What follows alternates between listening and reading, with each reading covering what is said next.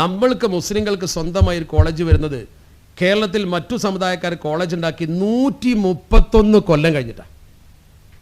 എത്ര ദൂരെയാണ് നമ്മൾ? അത്ര ദൂരമുള്ള സമൂഹത്തിന് എന്തേ 948 ഫറൂഖ് കോളേജ് കൊണ്ടുവരും മുമ്പ് മുസ്ലിങ്ങൾക്കൊരു കോളേജ് കൊണ്ടുവരാൻ ആരും ഉണ്ടായില്ല ഇവിടെ? ആ കോളേജിന് ബാഫയ്ക്ക് തങ്ങൾ തൊപ്പി കാട്ടി പണം പിരിച്ചിട്ടുണ്ട്.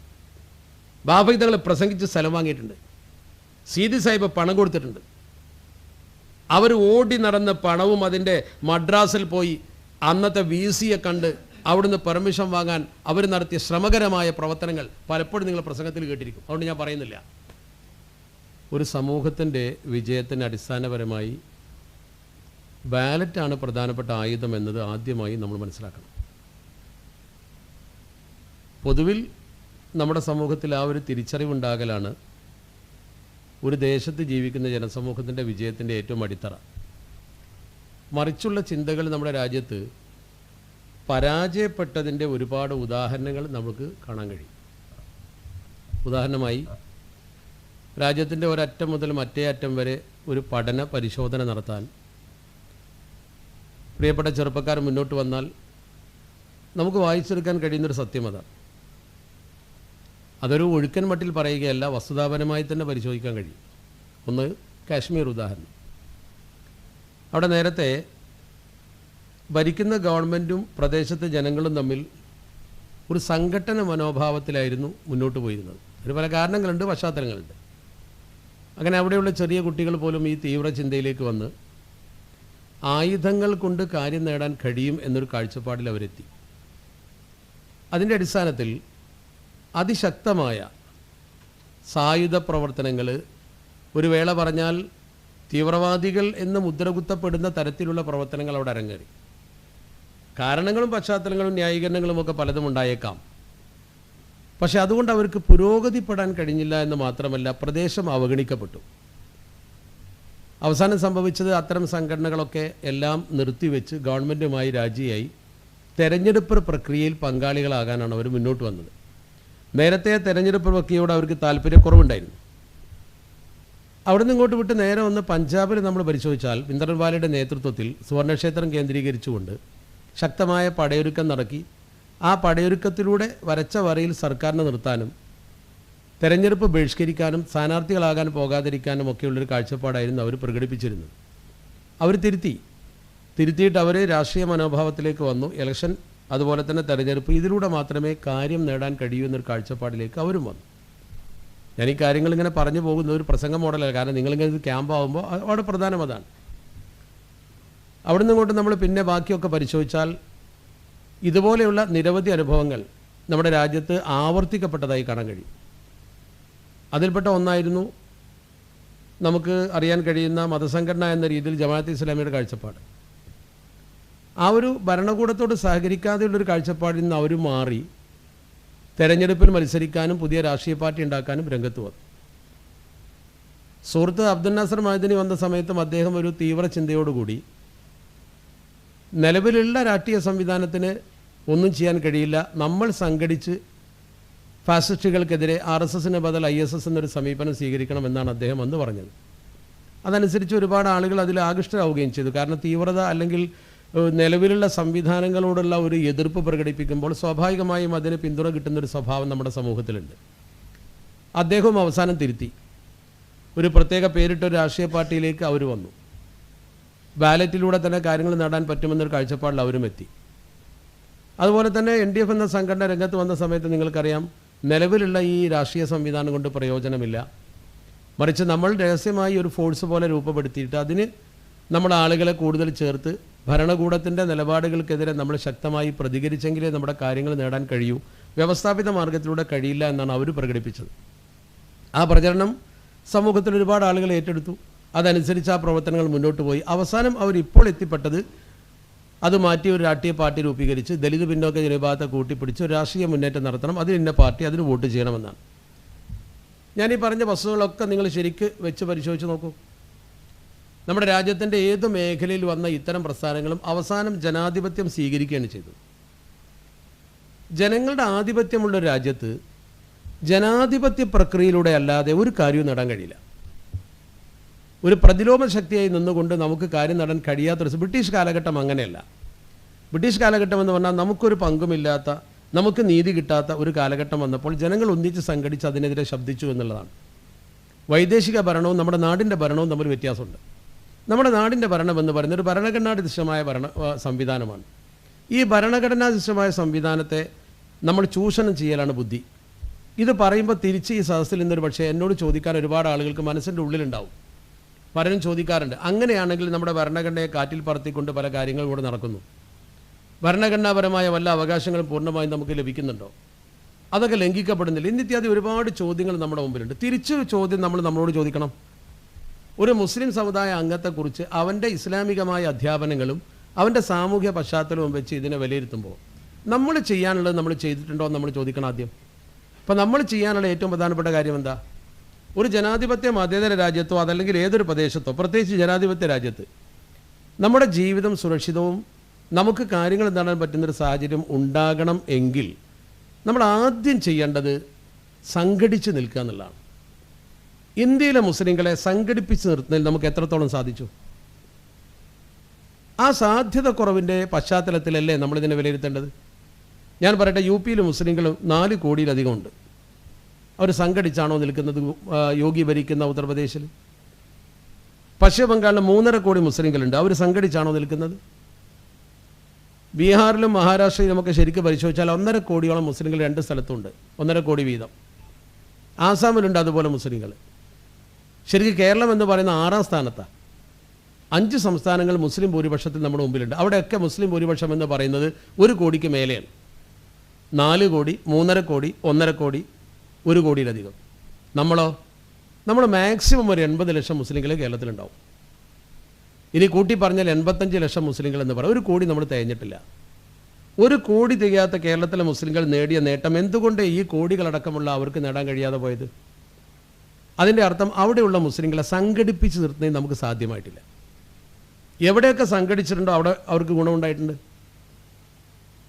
അതേസമയത്ത് ഈ സംഘടന അല്ലെങ്കിൽ സംഘാടനം എന്ന ഈ രീതിശാസ്ത്രം അത് നമുക്ക് എങ്ങനെ മുന്നോട്ട് കൊണ്ടുപോകാൻ പറ്റും എന്നുള്ള നമ്മൾ ചിന്തിക്കേണ്ടത്. ഞാനൊരു താത്വിക കാര്യമാണ് പറയുന്നത്. ഞാനൊരു കവലയിലെ രാഷ്ട്രീയ പ്രസംഗം നടത്തുകയല്ല. കാരണം രാഷ്ട്രീയം എന്നെക്കാളേറെ നന്നായി പറയാൻ പറ്റിയ ആളുകൾ സ്റ്റേജിലുണ്ട്, സദസ്സിലുണ്ട്. ഞാൻ രാഷ്ട്രീയം പറയുന്നില്ല, എൻ്റെ മേഖല അതല്ല. പക്ഷെ തത്വം എന്ന് പറയുന്ന ഒന്നുണ്ട്. ആ തത്വം നമ്മൾ മനസ്സിലാക്കണം.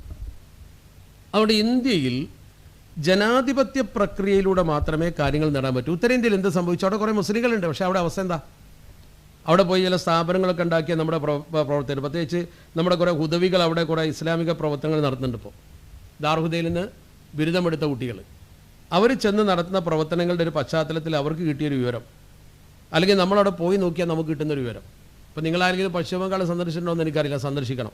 ഞാൻ സന്ദർശിച്ചിട്ടുണ്ട്. പശ്ചിമ ബംഗാളിലെ ഗ്രാമപ്രദേശങ്ങൾ സന്ദർശിച്ചിട്ടുണ്ട്. ദാർഹുദയുടെ സ്ഥാപനമുള്ള ബീർഭൂം എന്ന് പറയുന്നൊരു ഗ്രാമമുണ്ട്. അവിടെ പോയിട്ട് 3-4 ദിവസം താമസിച്ചിട്ടുണ്ട്.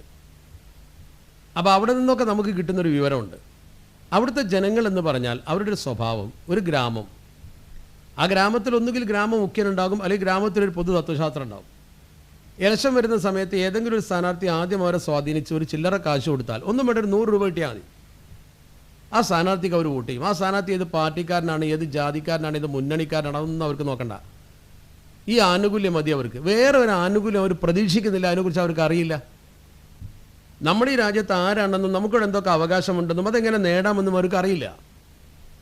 ഇലക്ഷൻ വരുമ്പോൾ ഒരു സ്ഥാനാർത്ഥി വരും, അയാളിൽ നിന്ന് ചില്ലറ നാണയത്തോട് കിട്ടിയാൽ അവർ വോട്ട് ചെയ്യും. ആദ്യം ആരാണോ കാശ് കൊടുക്കുന്നത് അയാൾക്ക് വോട്ട് അവർ ഉറപ്പിക്കും. പിന്നെ ഒരാൾ വന്ന് കാശ് കൊടുത്തു എന്ന് കരുതി മാറില്ല. ആ ഒരു മാന്യതെങ്കിലും അവർ കാണിക്കാറുണ്ട്. അങ്ങനെ അതുകൊണ്ടേ കാശല്ല, പിന്നെ മാറിയാൽ പിന്നെ ഇത് തരാൻ ആളുണ്ടാവില്ലെന്ന് അവർക്കറിയാം. ആ ഒരു ബുദ്ധി അവർ പ്രകടിപ്പിക്കുന്നുണ്ട്. നേരെ മറിച്ച് നിങ്ങളുടെ ഗ്രാമത്തിലൊരാൾ വന്ന് അങ്ങനെ പണം തന്നാൽ ഒരിക്കലും നിങ്ങൾ മാറൂല. നിങ്ങൾക്ക് നിങ്ങളുടേതായ ഒരു സ്വത്വ രാഷ്ട്രീയമാണ്. പക്ഷേ ഇപ്പോൾ അവിടെയും മാറ്റം വന്നിട്ടുണ്ട്. അതാണ് അത്ഭുതം. ഒരു രസകരമായ സംഭവം പറഞ്ഞാൽ, ഞാൻ 1-2 സ്ഥലത്ത് ഞാനത് പ്രസംഗിച്ചു. യൂണിവേഴ്സിറ്റിക്ക് അടുത്തൊരു ഗ്രാമത്തിൽ ഇതുപോലൊരു നല്ല ക്ലാസ് നടക്കുന്ന സമയത്ത് ഞാൻ അവിടെ ചെന്നു. ഒരു പാർട്ടി ക്ലാസ് എടുക്കാൻ ചെന്നാൽ, പാർട്ടി ക്ലാസ് എടുക്കാൻ ഞാൻ പാർട്ടി ക്ലാസ് എടുക്കാൻ തത്വമേ പറയാറുള്ളൂ. കാലിക രാഷ്ട്രീയത്തെക്കുറിച്ച് ഞാൻ സംസാരിക്കാറില്ല. സംസാരിക്കാറില്ലെന്ന് പറഞ്ഞാൽ അത് സംസാരിക്കേണ്ട ആവശ്യമില്ല. അത് ശരിക്കും നിങ്ങൾക്കറിയാം എന്നെക്കാളേറെ. അത് പറയാൻ ഞാൻ വരേണ്ട കാര്യമില്ലല്ലോ. എന്നെക്കാൾ കഴിവുള്ള ആളുകൾ അതിനുണ്ടല്ലോ. അവിടെ ഈ വിഷയത്തിൽ ഞാൻ ചെല്ലുമ്പോൾ, ഞാൻ ഭക്ഷണം കഴിക്കാൻ പോയ വീട്ടിലൊരു ഹാജിയർ, അദ്ദേഹം വളരെ മനോഹരമായിട്ട് കുറേ കാര്യങ്ങളൊക്കെ പറഞ്ഞു. അദ്ദേഹം എന്നോട് പറഞ്ഞ പ്രധാനപ്പെട്ട കാര്യം, നല്ല ഭൂരിപക്ഷമുള്ള ഒരു വാർഡ്, അഥവാ മുസ്ലിം ലീഗിന് ഭൂരിപക്ഷമുള്ളൊരു വാർഡ്, നമ്മുടെ ഒരു സ്ഥാനാർത്ഥിയോട് മത്സരിച്ചു. ആ മുസ്ലിം ലീഗിന് ഭൂരിപക്ഷമുള്ള ആ വാർഡിൽ അവർ ചെയ്ത സാമൂഹ്യ സാംസ്കാരിക പ്രവർത്തനത്തിൻ്റെ ഒരു കണക്ക് അദ്ദേഹത്തിൻ്റെ മുമ്പിൽ വെച്ച് ഭക്ഷണം കഴിച്ചപ്പോൾ ഇത്ര ബൈത്തുർ റഹ്മ നിർമ്മിച്ചു, ഇത്ര ഡയാലിസിസ് രോഗികൾക്ക് ഇത്ര കാശ് കൊടുത്തു, റിലീഫ് ഇത്ര ചെയ്തു. കൃത്യമായി പറഞ്ഞാൽ അവരെ ഒരു വാർഡിൽ മാത്രം ചെയ്ത 1.5 കോടി രൂപയുടെ കണക്കാണ് ഇയാൾ അവതരിപ്പിക്കുന്നത്. ഇത്രയും പണം നമ്മളിവിടെ ചെലവഴിച്ചു, നല്ലത് ചെയ്തു, വീടുകളൊക്കെ വെച്ചു കൊടുത്തു. പക്ഷേ ഇലക്ഷൻ വന്നപ്പോൾ നമ്മുടെ സ്ഥാനാർത്ഥിക്കെതിരെ വേറൊരു സ്ഥാനാർത്ഥി വന്നൊരു പണക്കാരൻ, അയാൾ ഇലക്ഷൻ്റെ അടുത്ത ദിവസങ്ങളിൽ കുറച്ച് കാശ് ബന്ധപ്പെട്ട ആളുകളെ കൊണ്ട് കൊടുപ്പിച്ചു, വോട്ടാളുകൾ മറിച്ച് ചെയ്തു, നമ്മുടെ സ്ഥാനാർത്ഥി പരാജയപ്പെട്ടു.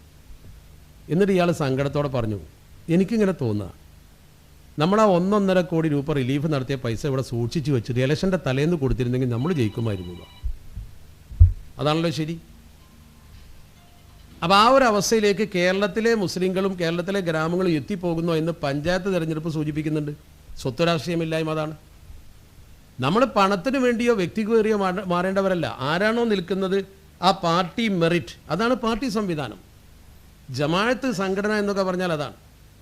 അലൈക്കും ബിൽ ജമാ എന്ന് പറഞ്ഞപ്പോൾ ആ സംഘടനാ നേതൃത്വം എന്ത് പറയുന്നു അത് കേൾക്കലാണ് നമ്മുടെ കടമ. ആ ഒരു കാഴ്ചപ്പാടിൽ നിന്ന് മാറിക്കഴിഞ്ഞു എന്നാൽ അപകടം സംഭവിച്ചു. അതാണ് നോർത്ത് ഇന്ത്യയിൽ ഇപ്പോഴും സംഭവിക്കുന്നത്. അവിടെ അങ്ങനെ ഒരു സംഘടിത ബോധം ഇല്ലല്ലോ. ആ ഒരു കുറവാണ് ശരിക്കും അവരനുഭവിക്കുന്ന പ്രശ്നം.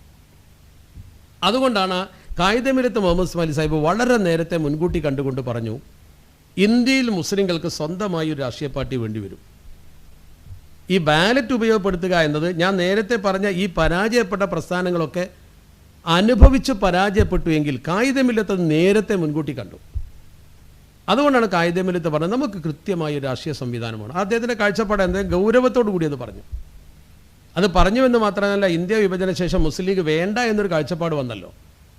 അതിന് 2 കാരണങ്ങളുണ്ട്. ഒന്ന്, ഇന്ത്യയിൽ പിന്നെ മുസ്ലിം ലീഗിനെ നിലനിർത്താൻ പലരും താല്പര്യപ്പെട്ടില്ല. ദേശീയ മുസ്ലിങ്ങളായി മാറാൻ ശ്രമിച്ചു ചിലർ. ഓവർ സെക്യുലർ എന്ന് പറഞ്ഞൊരു പരിപാടിയുണ്ട്. നമ്മൾ പോയിട്ടാണ് സറണ്ടർ ആവുമെങ്കിലും. ഇസ്ലാമിൻ്റെ ഒരു കാഴ്ചപ്പാടെന്ന് പറഞ്ഞാൽ എല്ലാ ജാതി മതസ്ഥരോടും നല്ല നിലയിൽ പെരുമാറുക എന്നുള്ള വർഗീയത ഒരിക്കലും ഒരു മുസ്ലിമിന് കഴിയില്ല. അത് മുസ്ലിമിന് സാധിക്കാത്തൊരു കാര്യമാണ്. കാരണം അള്ളാഹു അത് പറഞ്ഞിട്ടില്ല. ഇസ്ലാമിൻ്റെ കാഴ്ചപ്പാടെന്ന് പറയുന്നത് വലൗ ഷാ റബ്ബുക ലആമന മൻ ഫിൽ അർദി കുല്ലുഹും ജമീഅ എന്നാണ് ആയത്ത്. അള്ളാഹു ഉദ്ദേശിച്ചാൽ ഭൂമിയിൽ എല്ലാവരും ഒരേ വിശ്വാസക്കാരാവും. പിന്നെ ഹിന്ദു ഉണ്ടാവില്ല, ക്രിസ്ത്യാനി ഉണ്ടാവില്ല, ആരും ഉണ്ടാവില്ല, ഒക്കെ ഒന്നാവും. പക്ഷെ അള്ളാഹു അങ്ങനെ ചെയ്തില്ല. എന്തുകൊണ്ട്? ഇത് പരീക്ഷണാലയമാണ്. ഇത് സ്വർഗമല്ല, ഇത് നരകവുമല്ല. രണ്ടിനും ഇടയ്ക്കുള്ളൊരു പരീക്ഷണശാലയിലാണ് നമ്മളുള്ളത്. അപ്പോൾ ഇവിടെ വിശ്വാസി ഉണ്ടാവും, അവിശ്വാസി ഉണ്ടാവും, പള്ളി ഉണ്ടാവും, അതുപോലെ തന്നെ കള്ളുഷാപ്പും ഉണ്ടാവും. അതിനിടക്ക് നിന്നുകൊണ്ട് നിൻ്റെ വിശ്വാസം നീ എന്ത് ചെയ്യുന്നു എന്ന് അള്ളാഹു പരീക്ഷിക്കുകയാണ്. അതുകൊണ്ടാണ് അള്ളാഹു പറഞ്ഞത് വലൗ ഷാ റബ്ബുക ലആമന മൻ ഫിൽ അർദി കുല്ലുഹും ജമീഅൻ. ഈ മനുഷ്യനെ ഇങ്ങനെ ഇടങ്ങേറാക്കാതെ പഠിച്ച റബ്ബിന് ഇവിടെ തന്നെയാണ് സ്വർഗം ഉണ്ടാക്കിയിരുന്നല്ലോ. എന്തിനാ വെറുതെ നമ്മളെത്ര ഇടങ്ങേറാക്കേണ്ട കാര്യം? അള്ളാഹ്ക്ക് ഇവിടെ തന്നെയാണ് സ്വർഗം പണിത് സുഖമായിട്ട് നമ്മൾ ജീവിപ്പിച്ചാൽ പോരെ. പിന്നെ ഒന്ന് മരിപ്പിച്ചിട്ട് ഇടങ്ങേറാക്കി പിന്നെ കൊണ്ടുപോയി വേറൊരു സ്വർഗം ഉണ്ടാക്കി ഇങ്ങനെ ഒരു ബുദ്ധിമുട്ടുണ്ടാക്കേണ്ട കാര്യം എന്താ? അങ്ങനെ ചെയ്യാതിരുന്ന ആരെയാണ് സ്വർഗത്തിൽ കടത്തേണ്ടത്, ആരെയാണ് ശിക്ഷിക്കേണ്ടത് തീരുമാനിക്കണം. അതിനുള്ളൊരു സ്വാതന്ത്ര്യം മനുഷ്യന് തന്നു. എന്നിട്ട് അള്ളാഹു പറഞ്ഞു പ്രവാചകരോട് അഫ അന്ത തുക്രിഹുന്നാസ ഹത്താ യകൂനു മുഅ്മിനീൻ. ഈ ജാതിയുടെ മതസൗഹാർദ്ദം ദുന്യാവിൽ ആർക്കുള്ളത്? എന്താണ് ആ ചോദ്യത്തിൻ്റെ അർത്ഥം? പ്രവാചകരോട് ചോദിക്കുകയാണ്. ആരോട്? അഷ്റഫുൽ ഖൽഖ് മുഹമ്മദ് മുസ്തഫ സ്വല്ലല്ലാഹു അലൈഹി വസല്ലമ തങ്ങളോട് അള്ളാഹു ചോദിക്കുകയാണെന്ത്? നിങ്ങൾ ജനങ്ങൾ മുസ്ലിങ്ങളാകാൻ നിർബന്ധിക്കുകയാണോ? ജനങ്ങളൊക്കെ മുഅ്മിനീങ്ങളാകാൻ നിങ്ങൾ നിർബന്ധിക്കുകയാണോ? എന്താ പ്രവാചകരുടെ ഡ്യൂട്ടി? പ്രവാചകരുടെ ഡ്യൂട്ടി ജനങ്ങളെ ഇസ്ലാമിലേക്ക് ക്ഷണിക്കലാണ്. ഇസ്ലാമിലേക്ക് ക്ഷണിക്കാൻ അള്ളാഹു നിർദ്ദേശിച്ച പ്രവാചകരോട് അള്ളാഹു പറയണം നിങ്ങൾ ജനങ്ങൾ ഇസ്ലാമിലേക്ക് നിർബന്ധമായിട്ട് ചേർക്കുകയാണോ? അത് നടക്കൂല എന്നതിൻ്റെ അർത്ഥം. എന്തുകൊണ്ട് നടക്കൂല? അള്ളാഹു എന്നെ കാരണം പറഞ്ഞു. വമാ കാനലി നഫ്സിൻ അൻ തുഅ്മിന ഇല്ലാ ബി ഇദ്നില്ലാ. അള്ളാഹുവിൻ്റെ സമ്മതം കൂടാതെ ഒരു മനുഷ്യനും മുഅ്മിനാകാൻ കഴിയില്ല. അപ്പോൾ യഥാർത്ഥത്തിൽ ഒരാൾ മുഅ്മിനാകുന്നതിൽ അള്ളാഹുവിൻ്റെ ഒരു അനുഗ്രഹം ആവശ്യമാണ്. അള്ളാഹു അനുഗ്രഹിച്ചവർക്ക് മുഅ്മിനാകാൻ കഴിയും, അല്ലാത്ത അപ്പോൾ പിന്നെ അള്ളാഹുവിൻ്റെ പരീക്ഷണമുണ്ട്. കാരണം ആ അള്ളാഹുവിൻ്റെ അനുഗ്രഹത്തിലേക്ക് എത്തിച്ചേരാനുള്ള പ്രവണതയും പ്രവർത്തനവും നമ്മളാണ് ചെയ്യേണ്ടത്. അതാണ് നമ്മുടെ കടമ. അപ്പോൾ ചുരുക്കത്തിൽ ഈ രാജ്യത്ത് അമുസ്ലിമിനെയും മുസ്ലിമിനെയും ഒക്കെ സൃഷ്ടിച്ചത് പടച്ച റബ്ബാണ്. അവരും അള്ളാഹുവിൻ്റെ സൃഷ്ടിയാണ്. അൽ ഖൽഖു കുല്ലുഹും അയ്യാലുല്ലാ എന്നാണ് ഹദീത്ത്. ഈ സൃഷ്ടികളൊക്കെ പടച്ചവൻ്റെ കുടുംബമാണ്. അതിൽ ഹിന്ദുവും പെട്ടു, ക്രിസ്ത്യാനിയും പെട്ടു, എല്ലാവരും പറ്റൂ. അപ്പോൾ പിന്നെ വർഗീയത എന്ന് പറയുന്ന ഒന്നും നമ്മുടെ മുമ്പിലില്ല. അത് വെറും വ്യാജ പ്രചരണമാണ്. ഇപ്പോൾ ഈ ഹക്കിടപാടിനെ കുറിച്ചൊക്കെ പറയുമ്പോൾ ഫിഖ്ഹിൻ്റെ കിതാബിൽ പറയുന്നുണ്ട്. ഇപ്പോൾ എന്നോടൊരു സുഹൃത്തൊരു സംശയം ചോദിച്ചു, ഈ പലിശ വാങ്ങാൻ പാടില്ലല്ലോ, അമുസ്ലിമിൻ്റെ കയ്യിൽ നിന്ന് പലിശ വാങ്ങിക്കൂടെയെന്ന് ചോദിച്ചു. പറ്റില്ലല്ലോ. മരിച്ചു ചെന്നാൽ നമ്മൾ ഹക്കിടപാടിൻ്റെ കാര്യത്തിൽ ഞാനൊരാൾക്കൊരു 1000 രൂപ കൊടുക്കാറുണ്ടെങ്കിൽ മരിച്ചു ചെന്നാൽ അത് അമുസ്ലിമാണെങ്കിലും ചോദ്യം ചെയ്യപ്പെടും. ആ അമുസ്ലിമാന്ന് വിചാരിച്ച് കൊടുക്കാതിരിക്കാൻ പറ്റില്ല. ഹക്കിടപാടിൽ എല്ലാവരും തുല്യമാണ്. അതാണ് നമ്മുടെ മതത്തിൻ്റെ ഒരു പവിത്രത. അവിടെ ജാതി മതമൊന്നുമില്ല, കറക്റ്റാണ്. എല്ലാ ജാതി മതസ്ഥരോടും ഒരുപോലെ പെരുമാറണം. മാനുഷിക ബന്ധങ്ങൾ തുല്യമാണ്. അപ്പോൾ ചുരുക്കത്തിൽ ഞാനത് പറയാൻ കാരണം, അങ്ങനെയുള്ള ഒരു സംവിധാനം രാജ്യത്ത് നിലനിൽക്കുമ്പോൾ ഈ രാജ്യത്തെ മുസ്ലിങ്ങളെ സംബന്ധിച്ചിടത്തോളം അന്ന് ഇന്ത്യ വിഭജിക്കപ്പെട്ടപ്പോൾ മുസ്ലിങ്ങൾക്കൊരു പങ്ക് കിട്ടി എന്നൊരു തോന്നലുണ്ടാക്കി. സത്യത്തിൽ ഇന്ത്യ വിഭജിച്ചത് മുസ്ലിങ്ങളല്ല. ഇന്ത്യ വിഭജനം ഒരു ചരിത്രത്തിൻ്റെ പ്രധാനപ്പെട്ട സൃഷ്ടിയാണ്. ഇവിടുത്തെ ചില വർഗീയവാദികളായ ആളുകൾ ഇന്ത്യ വിഭജിക്കണമെന്ന് ആദ്യം ആവശ്യപ്പെട്ടതിൻ്റെ അടിസ്ഥാനത്തിൽ രണ്ട് കൂട്ടർക്കും ഒത്തുപോകാൻ കഴിയാത്തൊരു ഘട്ടമുണ്ടെന്ന് കണ്ടപ്പോൾ നിർബന്ധിത സാഹചര്യത്തിൽ വിഭജിച്ചതാണ്. അതിൻ്റെ ചരിത്രം പഠിച്ചാൽ അത് ബോധ്യപ്പെടുന്നതിൽ മുസ്ലിങ്ങൾക്ക് കാര്യമായ പങ്കൊന്നുമില്ല. അത് വെറുതെ നമ്മളെ മേൽ വെച്ച് കെട്ടുകയാണ്.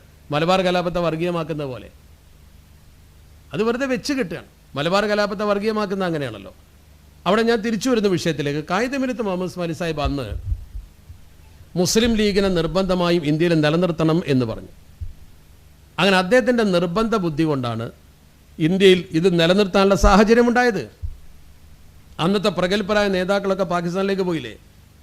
അവരൊക്കെ പാകിസ്ഥാനിലേക്ക് പോയപ്പോൾ ഇനി ഇന്ത്യയിൽ ഇതിനെ നയിക്കാൻ ആളില്ല എന്നൊരു കാഴ്ചപ്പാട് വന്നു. അതുകൊണ്ട് തന്നെ അദ്ദേഹം ഇന്ത്യ മഹാരാജ്യത്ത് ഹുസൈൻ ഷഹീദ് സുഹ്റവർദി വിളിച്ചു ചേർത്ത യോഗത്തിൽ വെച്ച് അദ്ദേഹത്തിൻ്റെ കൽക്കത്തയിലെ വസതിയിൽ വെച്ച് മുസ്ലിം ലീഗിനെ അവസാനിപ്പിക്കാൻ തീരുമാനിച്ചു. ഇന്ത്യയിൽ വേണ്ട, ഇനി പാകിസ്ഥാനിൽ മതി. അതിനെ എതിർത്തു കായിദമിനത്ത് മുഹമ്മദ് ഉസ്മാനി സാഹിബ്, KMCD സാഹിബ്. ചരിത്രത്തിൽ രേഖപ്പെടുത്തി വെച്ചിട്ടുണ്ട്. 2 ദ്രാവിഡന്മാരാണ് ആ പദ്ധതി പൊളിച്ചത് എന്ന്. അത് ഇവർ രണ്ടുപേരെ കുറിച്ചാണ് ഈ പറയുന്നത്.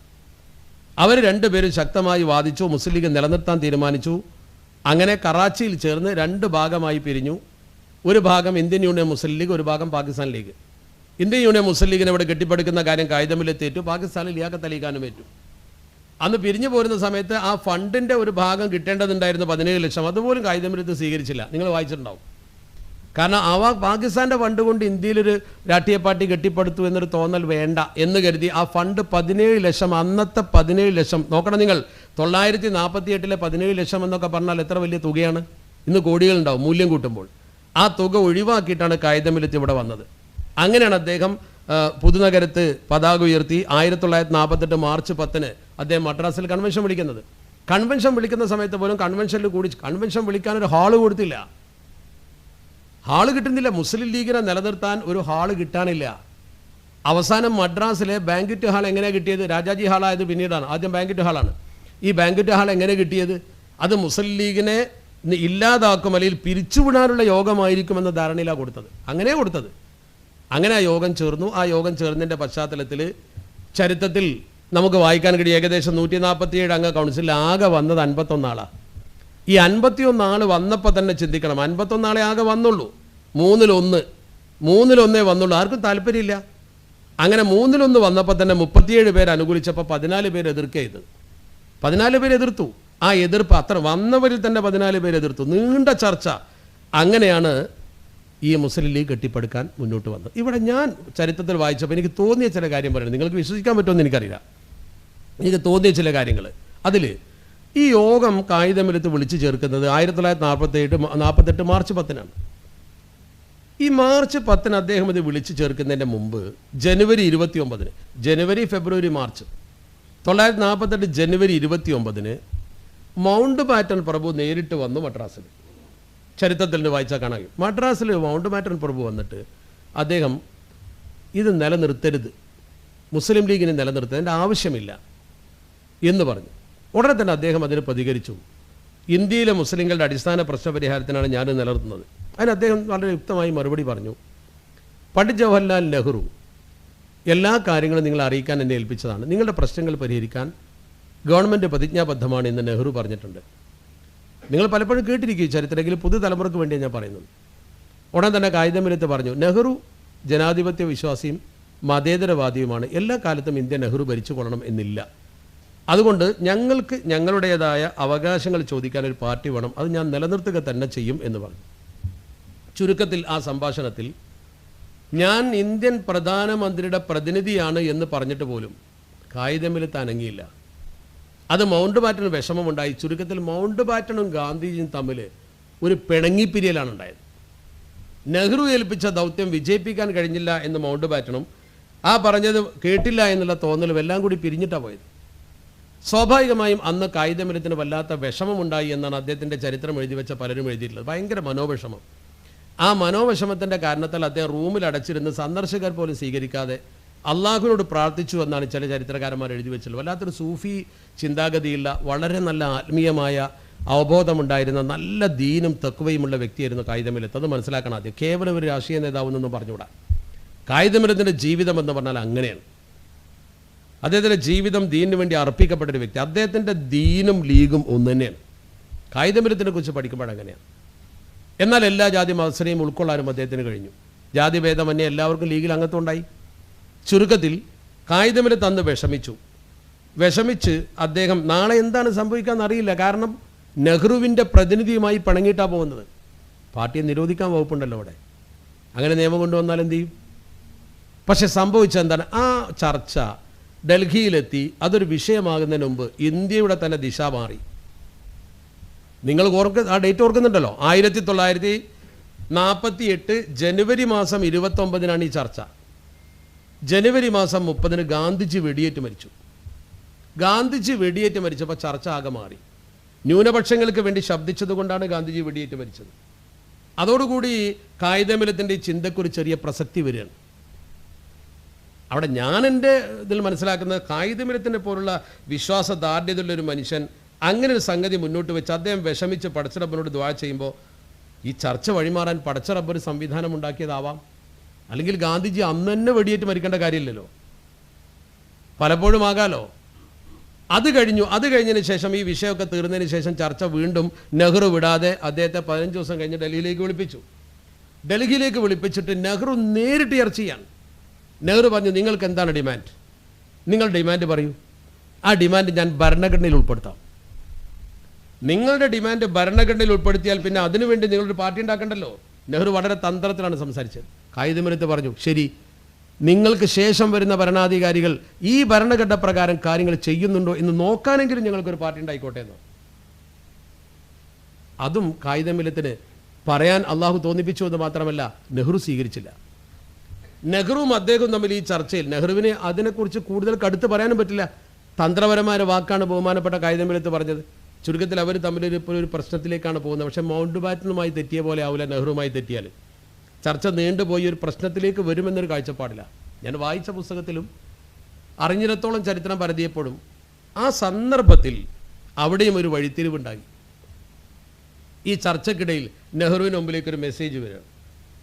ആ മെസ്സേജ് അദ്ദേഹം നോക്കുമ്പോൾ അദ്ദേഹത്തിൻ്റെ ഏറ്റവും പ്രധാനപ്പെട്ട ആ ഭരണകൂടത്തിൻ്റെ ശക്തിയായിരുന്ന പലരുമുണ്ട്. ആ കൂട്ടത്തിൽപ്പെട്ട സർദാർ വല്ലഭായ് പട്ടേൽ ഹാർട്ട് അറ്റാക്കായി ഹോസ്പിറ്റലിൽ അഡ്മിറ്റ് ചെയ്തിട്ടുള്ള മെസ്സേജാണ് വരുന്നത്.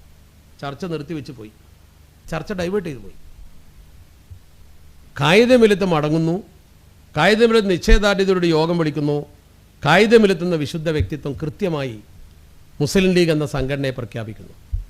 ആ സംഘടനയെ പ്രഖ്യാപിച്ച ശേഷം അദ്ദേഹം കൃത്യമായിട്ടും അതിൻ്റെ ഭരണഘടന രൂപപ്പെടുത്തി.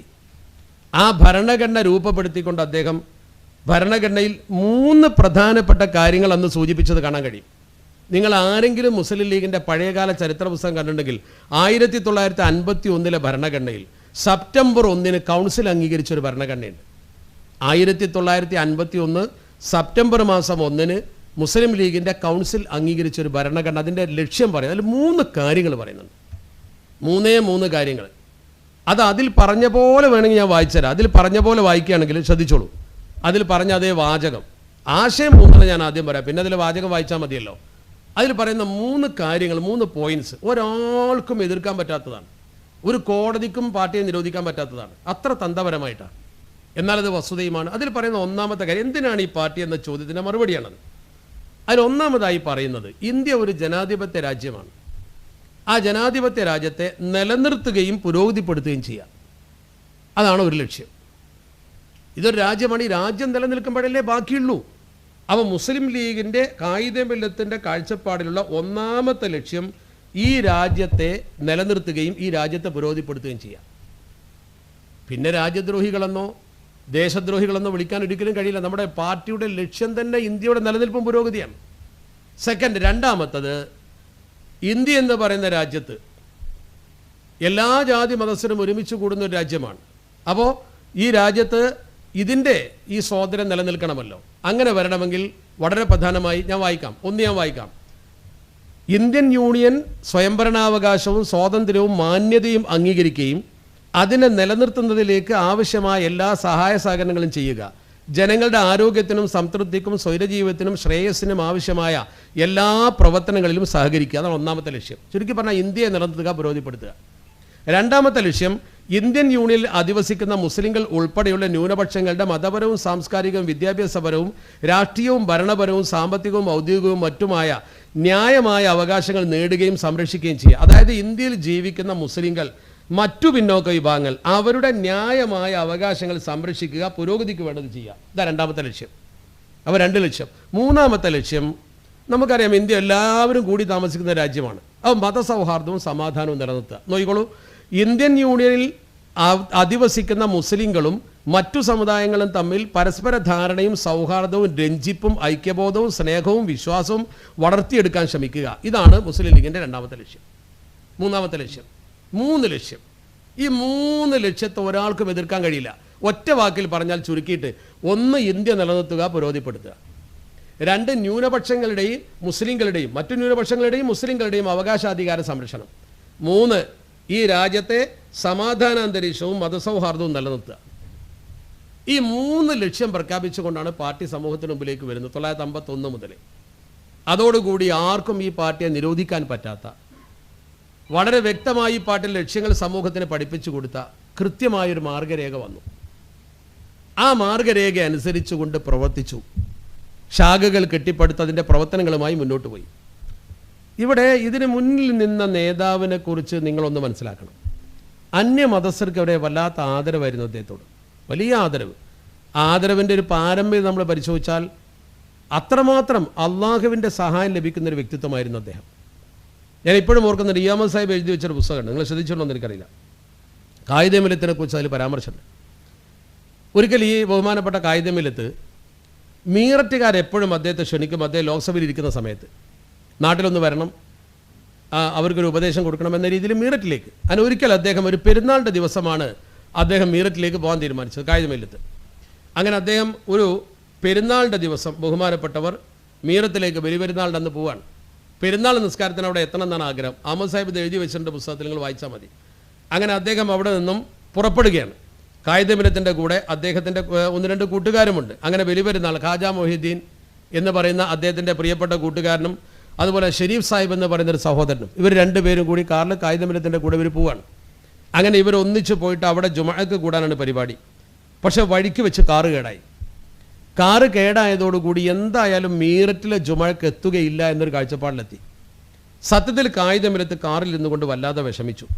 പ്രായപൂർത്തിയായതിൻ്റെ ശേഷം ഒരു ഈദ് നമസ്കാരം ഖളാ ആക്കിയിട്ടില്ല, വർഷത്തിലൊരിക്കൽ ഉണ്ടാവുന്നതാണ്, അത് ഖളാ ആകാൻ പോവുകയാണല്ലോ എന്നൊരു വിഷമം അദ്ദേഹത്തിൻ്റെ മുഖത്തുണ്ടായി. ഭയങ്കര സങ്കടം. പെരുന്നാൾ ദിവസമായതുകൊണ്ട് പല ലീവുകളൊക്കെ ആയതുകൊണ്ടും കട ഇത് തുറന്ന് നന്നാക്കാനുള്ള സൗകര്യമില്ല. ഏതായാലും ഓടിപ്പിടിച്ച് എങ്ങനെയൊക്കെയോ കുറേ സമയം നഷ്ടപ്പെടുത്തി അവസാനം കാറ് നന്നായി കിട്ടി. കാറ് നന്നാക്കി യാത്ര പുറപ്പെട്ടപ്പോൾ ജുമയുടെ സമയം, അതായത് പെരുന്നാൾ ജുമയുടെ സമയം അതിക്രമിച്ചിട്ടുണ്ട്. വളരെ വിഷമത്തോടു കൂടി കായികമില്ലത്ത് അവിടെ എത്തുന്ന സമയത്ത് പള്ളിയിൽ അവർ ചെല്ലുന്ന സമയത്ത് ജനങ്ങളൊക്കെ പ്രതീക്ഷയോട് നിൽക്കുകയാണ്.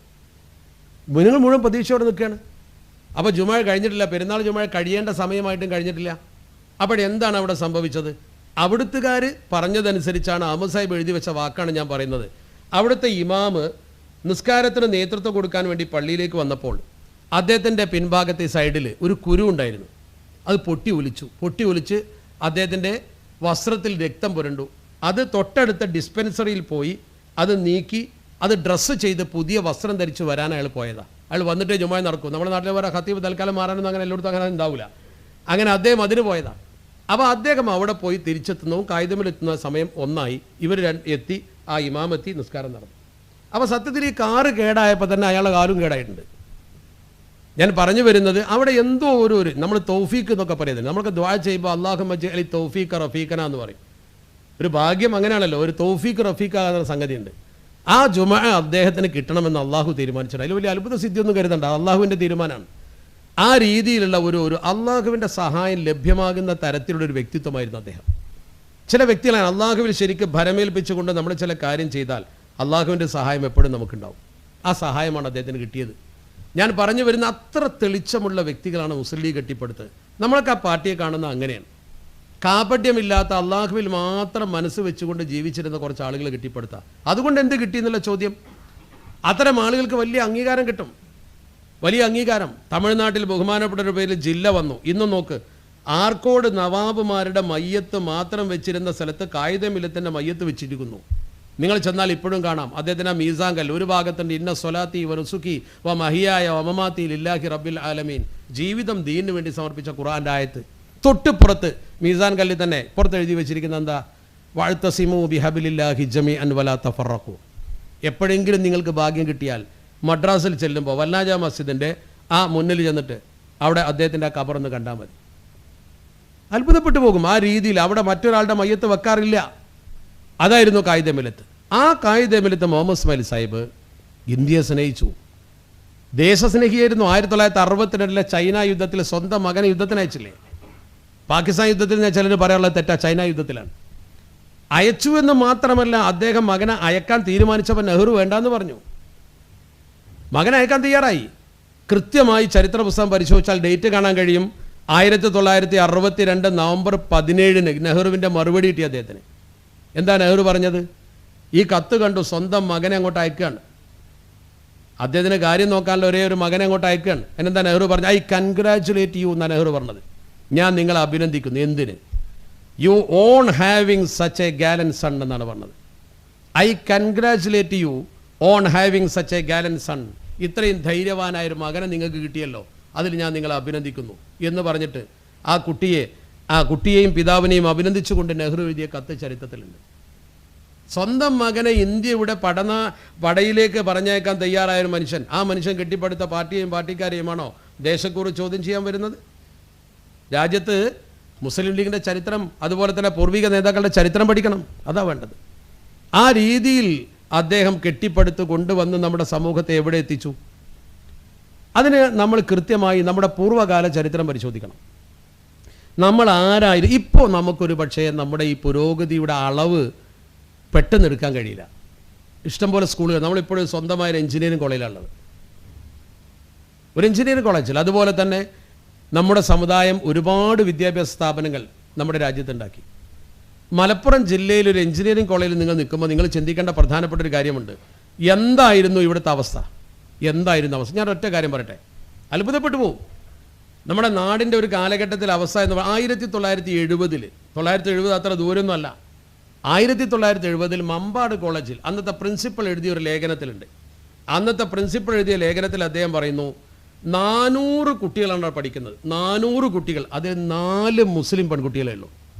400 കുട്ടികളിൽ 4 മുസ്ലിം പെൺകുട്ടികൾ എന്ന് പറഞ്ഞാൽ മുസ്ലിം പെൺകുട്ടികൾ വിദ്യാഭ്യാസം നേടാത്തൊരു കാലഘട്ടം. പൊതുവേ മുസ്ലിങ്ങൾ വിദ്യാഭ്യാസ രംഗത്ത് പുറകിലുള്ളൊരു കാലഘട്ടം. കേരളത്തിൻ്റെ സാമൂഹിക പശ്ചാത്തലം പഠിക്കും നിങ്ങൾ. 1819 കോട്ടയത്ത് CMS കോളേജ് തുടങ്ങുന്നത്. 1819 ഒരു സമുദായം സ്വന്തമായി ഒരു സ്ഥാപനം കോട്ടയത്ത്. 1866 തിരുവനന്തപുരത്ത് യൂണിവേഴ്സിറ്റി കോളേജ് വരുന്നത്, യൂണിവേഴ്സിറ്റി കോളേജ് തിരുവനന്തപുരത്ത് കോളേജ് വരുന്നത്. അപ്പോൾ അവിടുന്ന് കൊല്ലം കൂട്ടി നോക്ക് നിങ്ങൾ. നമ്മുടെ ഫാറൂഖ് കോളേജ് വരുന്നതോ 1948. നമ്മൾക്ക് മുസ്ലിങ്ങൾക്ക് സ്വന്തമായി ഒരു കോളേജ് വരുന്നത് കേരളത്തിൽ മറ്റു സമുദായക്കാർ കോളേജ് ഉണ്ടാക്കി 131 കൊല്ലം കഴിഞ്ഞിട്ടാണ്. എത്ര ദൂരെയാണ് നമ്മൾ? അത്ര ദൂരമുള്ള സമൂഹത്തിന് എന്തേ 1948 ഫറൂഖ് കോളേജ് കൊണ്ടുവരും മുമ്പ് മുസ്ലിങ്ങൾക്കൊരു കോളേജ് കൊണ്ടുവരാൻ ആരും ഉണ്ടായില്ല ഇവിടെ? ആ കോളേജിന് ബാഫയ്ക്ക് തങ്ങൾ തൊപ്പി കാട്ടി പണം പിരിച്ചിട്ടുണ്ട്. ബാഫയ്ക്ക് തങ്ങൾ പ്രസംഗിച്ച് സ്ഥലം വാങ്ങിയിട്ടുണ്ട്. സീതി സാഹിബ് പണം കൊടുത്തിട്ടുണ്ട്. അവർ ഓടി നടന്ന പണവും അതിൻ്റെ മദ്രാസിൽ പോയി അന്നത്തെ VC-യെ കണ്ട് അവിടുന്ന് പെർമിഷൻ വാങ്ങാൻ അവർ നടത്തിയ ശ്രമകരമായ പ്രവർത്തനങ്ങൾ പലപ്പോഴും നിങ്ങൾ പ്രസംഗത്തിൽ കേട്ടിരിക്കും. അതുകൊണ്ട് ഞാൻ പറയുന്നില്ല. ഞാൻ കൃത്യമായി എൻ്റെ പ്രിയപ്പെട്ട ചെറുപ്പക്കാരോട് പറയുന്നു, നിങ്ങൾ പഠിച്ചു വളർന്ന സ്ഥാപനത്തിൻ്റെ ചരിത്രം നിങ്ങളൊന്ന് പഠിക്കണം.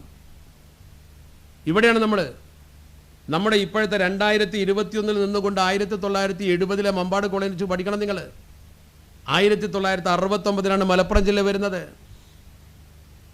ആ മലപ്പുറം ജില്ല വരുമ്പോൾ അതിനുവേണ്ടി സഹിച്ച ത്യാഗോജ്വലമായ പ്രവർത്തനങ്ങളെക്കുറിച്ച് പഠിക്കും നിങ്ങൾ. ആ മലപ്പുറം ജില്ലയിലെ ഇന്നത്തെ വിദ്യാഭ്യാസ ഉയർച്ചയെക്കുറിച്ച് പഠിക്കും നിങ്ങൾ. 2001 വിജയബേരി പദ്ധതി ഇവിടെ നടപ്പാക്കിയത് ഈ പാർട്ടിയുടെ തീരുമാനപ്രകാരം ജില്ലാ പഞ്ചായത്താണ്. ജില്ലാ പഞ്ചായത്ത് വരുമ്പോൾ അതിൻ്റെ ഫലമായി 2021 നമ്മൾ എത്തിയപ്പോൾ അതിൻ്റെ നേട്ടം കണ്ടു. 2021 കഴിഞ്ഞ SLC പരീക്ഷയിൽ, ഇക്കഴിഞ്ഞാൽ അതിൻ്റെ ഉന്നത SLC പരീക്ഷയിൽ 6447 ഫുൾ A+. ഇപ്പോഴത്തെ ഫുൾ A+ പിന്നെ നോക്കേണ്ട ഒന്നായിട്ടാണ്. അന്ന് ഫുൾ A+ന് കുറച്ച് വിലയുള്ള കാലമാണ്, അപ്പോൾ അതും പോയി. ആ സമയത്ത് 6447 ഫുൾ A+ മലപ്പുറം ജില്ലക്ക് കിട്ടുമ്പോൾ തിരുവനന്തപുരം ജില്ലക്ക് 3729 കിട്ടിയുള്ളൂ. ഉദ്യോഗസ്ഥന്മാരെ മക്കൾ, വിദ്യാഭ്യാസത്തിൽ പറഞ്ഞ മക്കൾ പഠിക്കുന്ന സ്ഥലത്ത് അതേ കിട്ടിയുള്ളൂ. കുട്ടികളുടെ എണ്ണക്കുറവ് നോക്കണ്ട, ഇവിടെ കൂടുതൽ കുട്ടികളുണ്ട്. കൂടുതൽ കുട്ടികൾ പരീക്ഷ എഴുതി എന്ന് കരുതി A+ കൂടൂല, അതിന് പഠിക്കുന്ന കുട്ടികളുടെ കയ്യിൽ കൂടുള്ളൂ.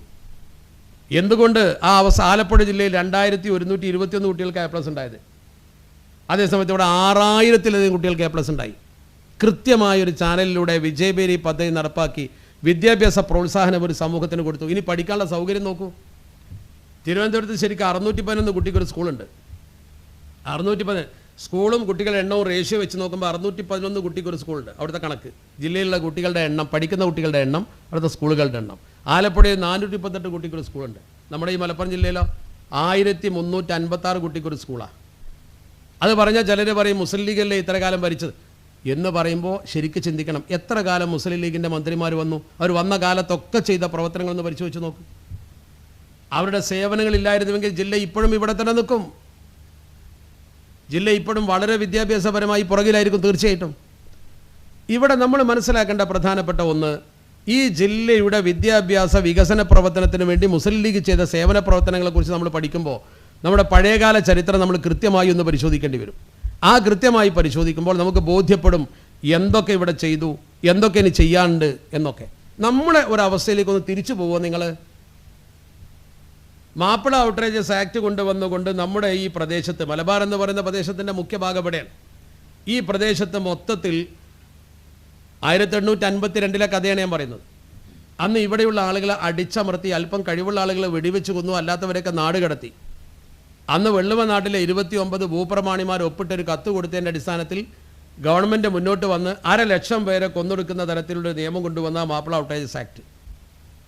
അന്നത്തെ ഒരു മലബാറിൻ്റെ അവസ്ഥ 921 മലബാർ, നമ്മുടെ ഈ മലപ്പുറം അടക്കമുള്ള പ്രദേശം 921 എന്താ അവസ്ഥ? അന്ന് മലബാറിൽ 1000 മുസ്ലിങ്ങളുണ്ടെങ്കിൽ, 1000 മുസ്ലിങ്ങൾ ഒരു സ്ഥലത്തുണ്ടെങ്കിൽ അതിൽ 119 പുരുഷന്മാരും 7 സ്ത്രീകളും മാത്രമേ വിദ്യാഭ്യാസം നേടിയവരുള്ളൂ എന്നാണ്. സാക്ഷരത, വിദ്യാഭ്യാസം എന്ന് പറഞ്ഞാൽ ഡിഗ്രിയും PG ഒന്നുമല്ല, എഴുതാൻ അറിയുന്നവർ. മലയാളത്തിൽ അക്ഷരം ഇങ്ങനെ എഴുതാൻ അറിയുന്നവർ 1000-ൽ 119 പേരുള്ളൂ എന്ന് അന്നത്തെ കണക്ക്. എഴുതി വെച്ച കണക്കുണ്ട്, ബ്രിട്ടീഷുകാരുടെ കണക്കുകളുണ്ട്. 7 സ്ത്രീകളും 119 പുരുഷന്മാരും. 1931 വന്നപ്പോൾ 1000 ആളുകളിൽ 143 പുരുഷന്മാരും 14 സ്ത്രീകളും എന്നാണ് കണക്ക്. 1000-ൽ 143 ആൾക്ക് വിദ്യാഭ്യാസമല്ല, എഴുതാൻ അറിയാം, അത്രയേ ഉള്ളൂ. നിങ്ങൾക്കറിയില്ലേ നമ്മുടെ സഹോദരിമാർ ഗൾഫ് കാള് പോയപ്പോൾ കത്ത് അടുത്ത വീട്ടിൽ പോയി എഴുതിച്ചിരുന്നു, അഡ്രസ്സ് ചെയ്തിരുന്നതും ആ അടുത്ത കാലത്തല്ലേ? അതിൽ നിന്നൊരു മാറ്റം എങ്ങനെ ഉണ്ടായി എന്നാണ് ശരിക്കും നിങ്ങൾ ചിന്തിക്കേണ്ടത്. 1921 മലപ്പുറം, ഈ മലപ്പുറം എന്ന് പറയുന്ന അന്ന് ജില്ല രൂപപ്പെട്ടിട്ടില്ല. ജില്ല രൂപപ്പെടുന്നതിന് മുമ്പുള്ള മലപ്പുറം, ജില്ല രൂപപ്പെടുന്ന പാലക്കാട് ജില്ലയിൽ 2 താലൂക്കും കോഴിക്കോട് ജില്ലയിൽ 2 താലൂക്കും കൂട്ടിച്ചേർത്താണ് ജില്ല ഉണ്ടായത്. പെരിന്തൽമണ്ണ, പൊന്നാനി താലൂക്ക്. അങ്ങനെ ആ അവസ്ഥയിൽ നിന്ന് നമ്മളൊന്ന് പുറകോട്ട് പോയി ചിന്തിക്കുകയാണെങ്കിൽ കൃത്യമായി നിങ്ങൾക്ക് മനസ്സിലാവും അന്ന് ആകെപ്പാടുള്ളത് നമ്മുടെ ഈ മലപ്പുറം മേഖലയിൽ 10 LP school, 3 UP school, 2 high school. അതാണ് 1921 മലപ്പുറത്തെ അവസ്ഥ. ഏതാണ് ആ സ്ഥാനത്ത് ഇന്ന് നമ്മൾ എവിടെ എത്തി? 254-ലധികം ഹൈസ്കൂളുണ്ട് ഇവിടെ. ഈ ഒരു കുതിപ്പ് എങ്ങനെ കിട്ടി? ഈ ഹൈസ്കൂളുകളൊക്കെ വന്നതിൻ്റെ ചരിത്രം ഒന്ന് പഠിച്ചു നോക്കൂ നിങ്ങൾ. ഈ ഹൈസ്കൂളുകൾ വന്നതിൻ്റെ പിന്നിൽ മുസ്ലിം ലീഗ് അധികാരത്തിൽ വന്നപ്പോഴൊക്കെ എടുത്തത് വിദ്യാഭ്യാസ വകുപ്പാണ്. ആ വിദ്യാഭ്യാസ വകുപ്പ് വേണമെന്ന് പറഞ്ഞത് ഈ ഉമ്മത്തിനെ പുരോഗതിപ്പെടുത്താനാണ്. 235 HSS ഹയർ സെക്കൻഡറി സ്കൂൾ, അതിൽ 27 VHSS ഉണ്ട്, 852 LP സ്കൂൾ, 366 UP സ്കൂൾ തുടങ്ങി വലിയൊരു നിര സ്കൂളുകൾ ഇവിടെ ഉണ്ട്. ഈ സ്കൂളുകളൊക്കെ ഇവിടെ വന്നതിൻ്റെ പിന്നിൽ ശരിക്കൊന്ന് പരിശോധിച്ച് നോക്കൂ. ആരാണ് ഇതിൻ്റെ പിന്നിൽ? +2 ബാച്ചുകൾ സൂപ്പി മന്ത്രി എന്ന സമയത്ത് ഏറ്റവും കൂടുതൽ +2 ബാച്ച് എല്ലാ സ്ഥലത്തും കൊടുത്തു. എല്ലാ ഗവൺമെൻറ് സ്കൂളിൽ കംപ്ലീറ്റ് കൊടുത്തു കേരളത്തിൽ. അതുപോലെ അതിലേറ്റവും പ്രധാനമായി കിട്ടി മലപ്പുറം ജില്ലയിൽ ബാച്ചില്ലാത്ത സ്ഥലങ്ങളിലൊക്കെ കിട്ടി. ആ രീതിയിൽ നമ്മുടെ കേരളത്തിൽ വിദ്യാഭ്യാസ രംഗത്ത് മാറ്റമുണ്ടാക്കി. 63 കോളേജുകൾ, 2001 വിജയപേരി, ഇതൊക്കെ ശരിക്കും നമ്മൾ പരിശോധിക്കണ്ടേ? ഈ ഒരു അവസ്ഥാവിശേഷത്തിൽ നമ്മുടെ നാടിനെ നമ്മൾ ശരിക്കും പരിശോധിച്ചാൽ ആദ്യം സ്കൂളുകൾ ഉണ്ടാക്കി, പിന്നെ യൂണിവേഴ്സിറ്റി കൊണ്ടുവന്ന കാലിക്കറ്റ് യൂണിവേഴ്സിറ്റി കൊണ്ടുവന്നു, മലപ്പുറം ജില്ല അതിനനുസരിച്ചുള്ള വികസന പ്രവർത്തനങ്ങൾ. ഇതിൻ്റെയൊക്കെ ഓരോന്നിൻ്റെയും പിന്നിൽ പ്രവർത്തിച്ചത് നമ്മുടെ സംഘശക്തിയാണ് എന്ന് കാണാൻ കഴിയും. 1969 ഞാൻ ഈ കണക്ക് വെച്ച് തന്നെ പറയുന്നത് നിങ്ങൾക്ക് ബോധ്യമാകാനാണ്. 69 10,814 സ്കൂൾ കേരളത്തിൽ എന്ന് പറഞ്ഞാൽ ആ 10,814 സ്കൂളുകൾ കേരളത്തിലുള്ളപ്പോൾ CH മന്ത്രിയായ കാലഘട്ടത്തിൽ 1638 സ്കൂളുകൾ പുതിയത് വരികയാണ്. മൊത്തം സ്കൂളുകൾ പുതിയത് വരികയാണ് നമ്മുടെ കേരളത്തിൽ. അത് വന്നു പറഞ്ഞാൽ 10,814 സ്കൂളുകൾ 12,721 സ്കൂളാക്കി. ചരിത്രത്തിൽ അങ്ങനെ തന്നെ വായിക്കാൻ കഴിയും. 1814 സ്കൂളുകൾ CH 12,721 ആക്കി. ആ കൂട്ടത്തിൽ മലപ്പുറത്ത് വന്നതോ 1905. അപ്പോൾ നമ്മുടെ പുരോഗതിക്ക് നമ്മുടെ പൂർവികരായ നേതാക്കൾ സേവനം ചെയ്തതിൻ്റെ ചിത്രമാണ്. പിന്നീട് ഓരോ മിനിസ്ട്രി വരുമ്പോൾ സ്കൂൾ അനുവദിക്കുമ്പോൾ നമുക്ക് വളരെ കുറച്ചേ കിട്ടുള്ളൂ. സ്കോളർഷിപ്പിൽ മാത്രമാണല്ലോ ഈ സാമുദായിക പ്രാതിനിധ്യം. സ്കൂൾ തരുമ്പോൾ ഇല്ല, സർക്കാർ ജോലി തരുമ്പോൾ ഇല്ല. നമുക്ക് കിട്ടിയിരുന്ന സ്കോളർഷിപ്പ് മറ്റുള്ളവർക്ക് കൊടുക്കുന്ന വിഷയം വരുമ്പോൾ മാത്രം സാമുദായികമായ റേഷ്യോ, സമുദായ ശതമാനം അനുസരിച്ച് അത് നമ്മുടേത് സ്വന്തമാണ്. അതിനെക്കുറിച്ച് പിന്നീട് പറയാം. ചുരുക്കത്തിൽ നമ്മുടെ ഈ കേരളത്തിലെ അവസ്ഥാവിശേഷം പരിശോധിച്ചാൽ മലബാറിനെ എപ്പോഴും അവഗണിക്കുന്നൊരു സമീപനം ഉണ്ടായിരുന്നു. ഈ ഒരു രാഷ്ട്രീയ പാർട്ടി ശക്തമായി പ്രതികരിച്ചില്ലായിരുന്നുവെങ്കിൽ ഇത്രയും ഉണ്ടാകുമായിരുന്നില്ല. മലപ്പുറം ജില്ല വരുമ്പോൾ തന്നെ നമ്മൾ സഹിച്ച ത്യാഗം എത്രയാണ്. അന്ന് അഹമ്മദ് കുരിക്കൽ അടക്കമുള്ള ആളുകൾ അതിനുവേണ്ടി ചെയ്ത പ്രവർത്തനം എത്ര ഗൗരവമുള്ളതാണ്. ഞാനിപ്പോഴും ഓർക്കുന്നുണ്ട്, പഴയ ചരിത്രം പഠിച്ചാൽ കാണാം. 1967 കോഴിക്കോട്ടെ ലീഗിൻ്റെ സമ്മേളനം ജില്ല വേണമെന്ന് പ്രഖ്യാപനം നടത്തി. അതിന് മുമ്പ് മുസ്ലിം ലീഗിൻ്റെ ഒരു മെമ്പറായിരുന്ന കുറുവ പഞ്ചായത്തിലെ ബാപ്പുട്ടി, അദ്ദേഹം കുറുവ പഞ്ചായത്ത് പ്രസിഡൻ്റായിരുന്നു. അദ്ദേഹം വികസനം എത്താനുള്ള പ്രദേശം കോഴിക്കോട് ജില്ലയാണ്. കോഴിക്കോട് നിന്ന് വരണം അങ്ങോട്ട്. ആ കോഴിക്കോട് ജില്ലയുടെ ഭാഗത്ത് വികസനം എത്താൻ പ്രയാസം വന്നപ്പോൾ അദ്ദേഹം ശക്തമായി അതിനെന്തെങ്കിലും ഒരു പരിഹാരം വേണമെന്ന് ചിന്തിച്ചു. ആ പരിഹാരം വേണമെന്ന് ചിന്തിച്ച് അദ്ദേഹം അതിനു വേണ്ടി ഒരു പ്ലാൻ തയ്യാറാക്കാൻ വേണ്ടി ആലങ്കോട് അബ്ദുൽ മജീദ് എന്ന് പറയുന്ന അന്നത്തെ മങ്കട MLA 1960 ആലങ്കോട് അബ്ദുൽ മജീദ് എന്ന് പറഞ്ഞാൽ ആലങ്കോട്ടുകാരനാണ്, തിരുവനന്തപുരത്തുകാരനാണ്. അയാൾ വക്കീലായിരുന്നു. അയാൾ വന്നിട്ട് മഞ്ചേരി വക്കീൽ പ്രാക്ടീസ് നടത്തി. പൂക്കോയത്തങ്ങളുമായി ബന്ധപ്പെട്ട് ഒരു സമ്മേളനത്തിലൂടെ വന്നതാണ്. അപ്പോൾ പൂക്കോയത്തങ്ങളാണ് ഇവിടെ തന്നെ താമസിക്കാൻ പറഞ്ഞു. അങ്ങനെ മഞ്ചേരിയിൽ അദ്ദേഹം വക്കീലായി, മഞ്ചേരി താമസിച്ച് മങ്കട MLA ആയി. കേരള നിയമസഭയിൽ ആദ്യമായി മലപ്പുറം ജില്ല വേണമെന്ന് പ്രസംഗിച്ചത് അയാളാണ്. അതിൻ്റെ കാരണം ഈ കുറുവ ബാപ്പുട്ടിക്കാക്കെയാണ്. അദ്ദേഹം അതിനുവേണ്ടി ഒരു മാസ്റ്റർ പ്ലാൻ രണ്ടുപേരും തയ്യാറാക്കി കുരുക്കൾക്ക് സമർപ്പിച്ചു. അങ്ങനെയാണ് കേരള നിയമസഭയിൽ അദ്ദേഹം അത് ഉയർത്തിയത്. അങ്ങനെ അത് ബാഫക്കി തങ്ങളും CH നഹാ സാഹിബും ചാക്കീരിയും ഏറ്റെടുത്തു. അവർ 4 പേരും അന്ന് പിടിമുറുക്കി. മന്ത്രിസഭയിൽ അന്ന് സഖാവ് നമ്പൂതിരിപ്പാടിൻ്റെ മന്ത്രിസഭയാണ്. ആ മന്ത്രിസഭയിൽ അത് പിടിമുറുക്കി. അങ്ങനെ ഇതിനു വേണ്ടി പ്രത്യേകമായി പ്രമേയം കൊണ്ടുവന്ന് ആ ജില്ല വരുന്നു എന്നൊരു കാഴ്ചപ്പാട് വന്നു. അതങ്ങനെ ആ പ്രമേയം പാസ്സാക്കി. ആ പ്രമേയം അങ്ങനെ കിടന്നു കുറേ കാലം. അവസാനം 9 MLA മാരുമായി കേരള നിയമസഭയിൽ പ്രതിപക്ഷത്തിരിക്കുന്ന കരുണാകരൻ എപ്പോഴും തന്ത്രമാണ് പ്രയോഗിക്കുക. ഭരണകക്ഷിയായ CPM-നോട് ചോദിച്ചു, എഴുന്നേറ്റിട്ട്, മുസ്ലിം ലീഗും കക്ഷിയാണ് ഒന്നിച്ച് ഭരിക്കുക. ആ സമയത്ത് ചോദിച്ചു, മുസ്ലിം ലീഗ് ആവശ്യപ്പെട്ട ജില്ല ഉണ്ടല്ലോ, അതെന്തായിന്ന് ചോദിച്ചു. അതെന്തായിന്ന് ചോദിച്ചപ്പോൾ ഉടനെ തന്നെ ഭരണകക്ഷിയിൽ നിന്ന് മറുപടി, EMS അടക്കം മറുപടി പറഞ്ഞാൽ എന്താ, അത് അങ്ങനെ ഒരു പ്രമേയത്തെക്കുറിച്ച് അറിയാത്ത രീതിയിൽ ആ പരിഗണനയിലില്ലാത്ത പോലെ പറഞ്ഞു. അത് കുരുക്കളെ ചൊടിപ്പിച്ചു. കാരണം നേരത്തെ പ്രമേയം പാസ്സാക്കി ജില്ല തരണമെന്ന് ആവശ്യപ്പെട്ടു. ഭരണകക്ഷിയിൽ നിൽക്കുന്നൊരു പാർട്ടി പറഞ്ഞിട്ട് പ്രതിപക്ഷത്തിനൊരു ചോദ്യം ചോദിക്കുമ്പോൾ അങ്ങനെയൊന്നും ഇല്ലാത്ത പോലെ സംസാരിക്കുമ്പോൾ സ്വാഭാവികമായൊരു വിദ്വേഷം ഉണ്ടാവും. കുരുക്കൾ ഏറനാടൻ ആൺകുട്ടിയെ പോലെ പ്രസംഗിച്ചു, ജില്ല വാങ്ങിയിട്ടേ പോകുമെന്ന് പറഞ്ഞു, കൃത്യമായി പറഞ്ഞു. അങ്ങനെ ശക്തമായ സമര നീക്കം നടത്തി. അങ്ങനെ കോഴിക്കോട് ജില്ലയിൽപ്പെട്ട തിരൂർ, അതുപോലെ തന്നെ ഏറനാട് താലൂക്കുകൾ, പാലക്കാട് ജില്ലയിൽപ്പെട്ട പെരിന്തൽമണ്ണ, പൊന്നാനി താലൂക്ക്, ഇങ്ങനെ 4 താലൂക്കാണ്. ആ 2 താലൂക്കുകൾ കൂട്ടിച്ചേർത്ത് ജില്ല ഉണ്ടാക്കാനുള്ള ഒരു പ്രപ്പോസൽ വന്നു. അപ്പോഴേക്കും തുടങ്ങി ജനസംഘക്കാർ സമരം. ഇന്നത്തേക്കാൾ വളരെ ഗൗരവമായ വർഗീയത. ഇപ്പം നമ്മൾ കേൾക്കുന്ന ഈ വർഗീയതയേക്കാൾ വലിയ വർഗീയതയാണ്. ശക്തമായ വർഗീയത വന്നു എന്ന് മാത്രമല്ല, നിങ്ങൾക്കറിയുമോ, ഈ മലപ്പുറത്ത് ജില്ല രൂപീകരിക്കുന്നതിനെതിരെ 1969 മാർച്ച് മാസം 6-ാം തീയതി തിരുവനന്തപുരത്തെ BJT ഹാളിൽ ജനസംഘത്തിൻ്റെ ആഭിമുഖ്യത്തിൽ പ്രതിഷേധ സംഗമം ഉദ്ഘാടനം ചെയ്താരാ? ഉദ്ഘാടനം ചെയ്ത് ഡൽഹിയിൽ നിന്ന് വന്ന AB വാജ്പേയി. പുതിയ തലമുറയിലെ ചെറുപ്പക്കാർക്ക് അറിഞ്ഞോളണമെന്നില്ല. ഈ മലപ്പുറം ജില്ല രൂപീകരിക്കുന്നതിനെതിരെ തിരുവനന്തപുരത്ത് ഇന്ത്യയിൽ ഒരു സംസ്ഥാനത്തും ഒരു ജില്ല രൂപീകരിക്കുന്നതിനെതിരെ ആ ജില്ലയുടെ സംസ്ഥാനത്തിൻ്റെ തലസ്ഥാനത്ത് ഇങ്ങനത്തെ ഒരു സംഗമം ഉണ്ടായിട്ടില്ല. ജില്ല രൂപീകരിക്കുമ്പോൾ എല്ലാവരും സ്വാഗതം ചെയ്തിരിക്കുക, അങ്ങനെ വികസനം വരും. ഇന്ത്യയിൽ ഒരു സംസ്ഥാനത്തും ഉണ്ടായിട്ടില്ല. മലപ്പുറത്ത് ജില്ല രൂപീകരിക്കാൻ തീരുമാനിച്ചപ്പോൾ തിരുവനന്തപുരത്ത് പ്രതിഷേധ സംഗമം AB വാജ്പേയി ഉദ്ഘാടനം ചെയ്തു. പക്ഷേ മുസ്ലിം ലീഗ് ശക്തമായി മുന്നോട്ട് പോയി. കേളപ്പൻ അതിനുവേണ്ടി യാത്ര നടത്തി, വർഗീയത വിളമ്പുന്ന പ്രസംഗം നടത്തി. അവസാനം മലപ്പുറത്ത് ജില്ല പിറക്കുന്ന ദിവസം അന്നത്തെ മലയാള മനോരമ ആരുടെയെങ്കിലും കയ്യിലുണ്ടെങ്കിൽ എടുത്ത് നോക്കണം. ആ മലയാള മനോരമയിൽ വലിയൊരു സപ്ലിമെൻ്റ് വന്നു. അപ്പോഴെങ്കിലും കുരുക്കൾ മരിച്ചു പോയിരുന്നു. ജില്ല പിറക്കുമ്പോൾ കുരുക്കൾ മരിച്ചു പോയിരുന്നു. കുരുക്കളെ ഫോട്ടോ അതിൽ പ്രധാനമായി കൊടുത്തിരുന്നു. മറ്റൊന്ന് ബാഫക്കി തങ്ങളെ ഫോട്ടോ. എന്താ, അവരാണ് അതിനു വേണ്ടി പൊരുതിയത്. ബാഫക്കി തങ്ങളെ ഫോട്ടോ നിങ്ങൾ ചരിത്രം പഠിച്ചു നോക്ക്. ബാഫക്കി തങ്ങളെ ഫോട്ടോയോട് കൂടി ഒരു ലേഖനം. അതുപോലെ തന്നെ അന്ന് K. ഭാസ്കരൻ നായരാണ് മലപ്പുറം ജില്ലയുടെ ആദ്യത്തെ കലക്ടറായി വരുന്നത്. ഭാസ്കരൻ നായരുടെ ഒരു ഫോട്ടോയും അയാളുടെ ഒരു കുറിപ്പും അതായിരുന്നു കാര്യമായിട്ടുണ്ടായിരുന്നത്. ഇതാണ് നിങ്ങൾ മനസ്സിലാക്കേണ്ടത്. കേളപ്പൻ്റെ ഒരു ലേഖനവും ഇതിൽ കൊടുത്തു. അന്ന് ആ ജില്ല പിറക്കുന്ന ദിവസം അതിൻ്റെ ഉദ്ഘാടനം നടക്കുന്ന സമയത്ത് വമ്പിച്ച സമരം. കോട്ടപ്പടിയിൽ നിന്ന് മലപ്പുറം കുന്നമലേക്ക് വമ്പിച്ച ജാഥ. ആരൊക്കെയാണ് പ്രസംഗിക്കാൻ വന്നത്? O. രാജഗോപാൽ, P. പരമേശ്വരൻ. പോരാഞ്ഞിട്ട് ഡൽഹിയിൽ നിന്ന് അവർ ഉത്തരേന്ത്യയിൽ നിന്ന് കൊണ്ടുവന്നു നാനാജി ദേശ്മുഖിനെ കൊണ്ടുവന്നു മലപ്പുറത്ത്. വലിയ പ്രസംഗം ഈ ജില്ല വരുന്നതിനെതിരെ. നിശ്ചയദാർഢ്യതയോടുകൂടി നിന്നതുകൊണ്ടാണ് മലപ്പുറത്ത് ജില്ല വന്നത്. ജില്ലയുടെ പിറവി. ആ ജില്ല പിറക്കുമ്പോൾ നിങ്ങൾ ശരിക്കും പഠിക്കണം. ഒരു മണ്ഡലത്തിൽ ഒരു ഹൈസ്കൂളില്ല, ഒരു നിയമസഭാ മണ്ഡലത്തിൽ ഒരു ഹൈസ്കൂളില്ല. ഇന്ന് എൻ്റെ പഞ്ചായത്തിൽ 4 ഹൈസ്കൂളുണ്ട്. ആ ഹൈസ്കൂളുകൾ പുലരാനുള്ള കാരണം നിങ്ങൾ സംഘടിച്ച് നേടിയെടുത്തതിൻ്റെ നേട്ടമാണെന്ന് പഠിക്കണം. നിങ്ങൾ നമ്മുടെ സംഘടന സംഘടിച്ച് നമുക്ക് കിട്ടിയ നേട്ടം. എൻ്റെ പഞ്ചായത്തിൽ മാത്രം 4 ഹൈസ്കൂളുണ്ട്. ഒരു പഞ്ചായത്തിൽ ഒരു മണ്ഡലത്തിൽ ഒരു ഹൈസ്കൂളിലെ ജില്ല പിറക്കുമ്പോൾ. എന്നിട്ടും നമ്മൾ പുറകില്ല, അത് വേറെ കാര്യം. വിദ്യാഭ്യാസ രംഗത്ത് ഈ സമൂഹത്തെ ഇത്രയെങ്കിലും ഉയർത്തിക്കൊണ്ടുവരാൻ പറ്റി. അപ്പോൾ സംഘടിച്ച് നിൽക്കുമ്പോൾ അതിൻ്റേതായ നേട്ടം സമൂഹത്തിന് കിട്ടും. വിദ്യാഭ്യാസ രംഗത്ത് അത് കിട്ടിയിട്ടുണ്ട്, സാമൂഹ്യ രംഗത്ത് അത് കിട്ടിയിട്ടുണ്ട്. ഇപ്പം നിങ്ങൾ കണ്ടോളൂ, നമ്മുടെ കുട്ടികൾ അല്പസ്വല്പം വിദ്യാഭ്യാസപരമായി ഉയരുന്നു എന്ന് കണ്ടു. അതിൻ്റെ കാരണം അവർക്ക് അതിനുള്ള സൗകര്യങ്ങൾ കിട്ടി. സച്ചാർ കമ്മീഷൻ റിപ്പോർട്ട് വന്നിട്ട് 2005 അവരിതിനെക്കുറിച്ച് പഠിക്കാൻ വേണ്ടി കേന്ദ്ര ഗവൺമെൻറ് അവരെ ഒരു കമ്മീഷനായി വെച്ച് സച്ചാർ കമ്മിറ്റി വന്നപ്പോൾ 7 അംഗ കമ്മിറ്റി. ആ കമ്മിറ്റി ശരിക്കും പഠിച്ച് 2006 റിപ്പോർട്ട് കൊടുത്തതിൻ്റെ പശ്ചാത്തലത്തിൽ അത് ഗവൺമെൻറ് അംഗീകരിച്ചു. 2007 മുതൽ ഇത് ഇംപ്ലിമെൻറ്റ് ചെയ്യാൻ നിർദ്ദേശം വന്നു. ഇംപ്ലിമെൻറ്റിംഗ് നിർദ്ദേശം വന്നപ്പോൾ കേരള സംസ്ഥാനത്ത് 2008 അതിനു വേണ്ടി ഒരു കമ്മിറ്റി ഉണ്ടാക്കി.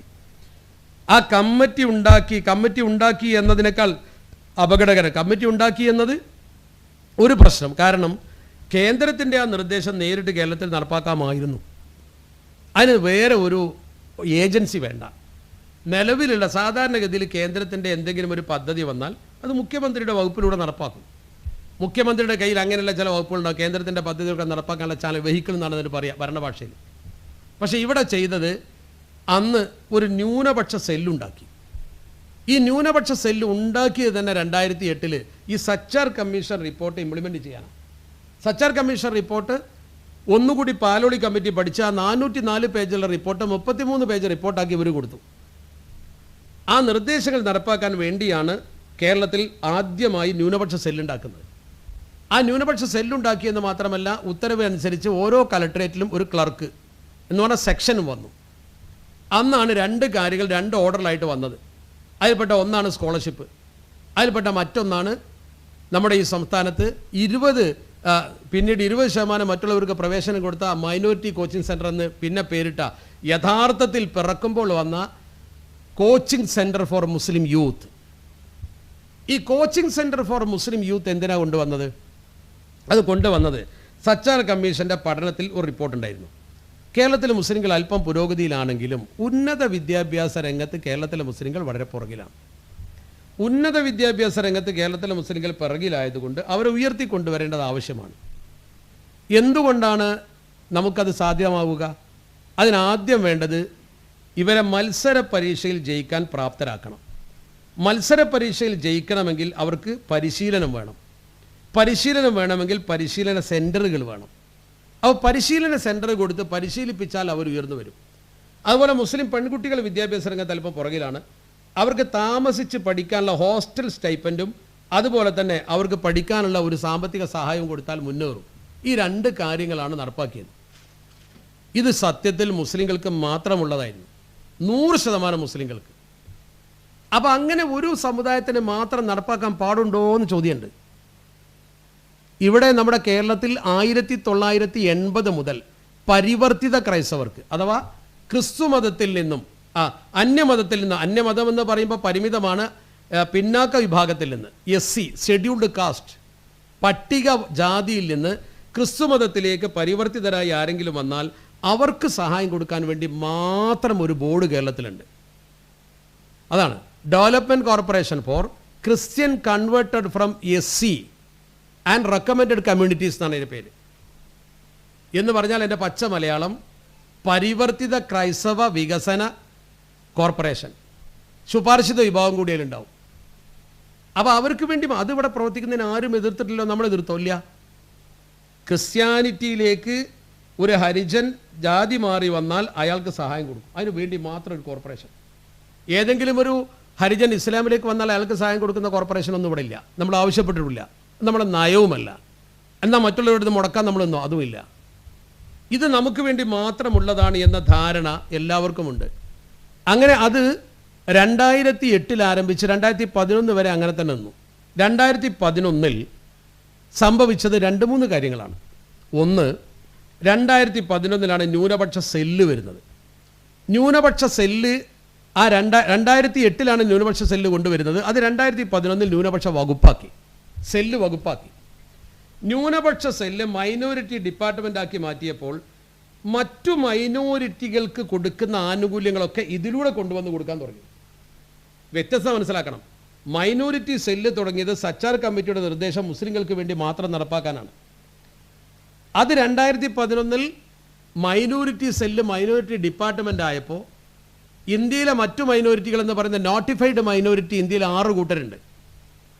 6 കൂട്ടരാണ് ഇന്ത്യയിൽ നോട്ടിഫൈഡ് മൈനോറിറ്റി എന്ന് പറഞ്ഞാൽ ഗവൺമെൻറ് അംഗീകരിച്ച പിന്നാക്ക വിഭാഗം, ന്യൂനപക്ഷ വിഭാഗം. അതെങ്ങനെയാണ് തീരുമാനിക്കുന്നത്? ഒരു രാജ്യത്തെ മൊത്തം ജനസംഖ്യയുടെ നേർപകുതിയേക്കാൾ കൂടുതലുള്ളവരാണെങ്കിൽ അവർ ഭൂരിപക്ഷം, അങ്ങനെയാണ് അതിൻ്റെ കണക്ക്.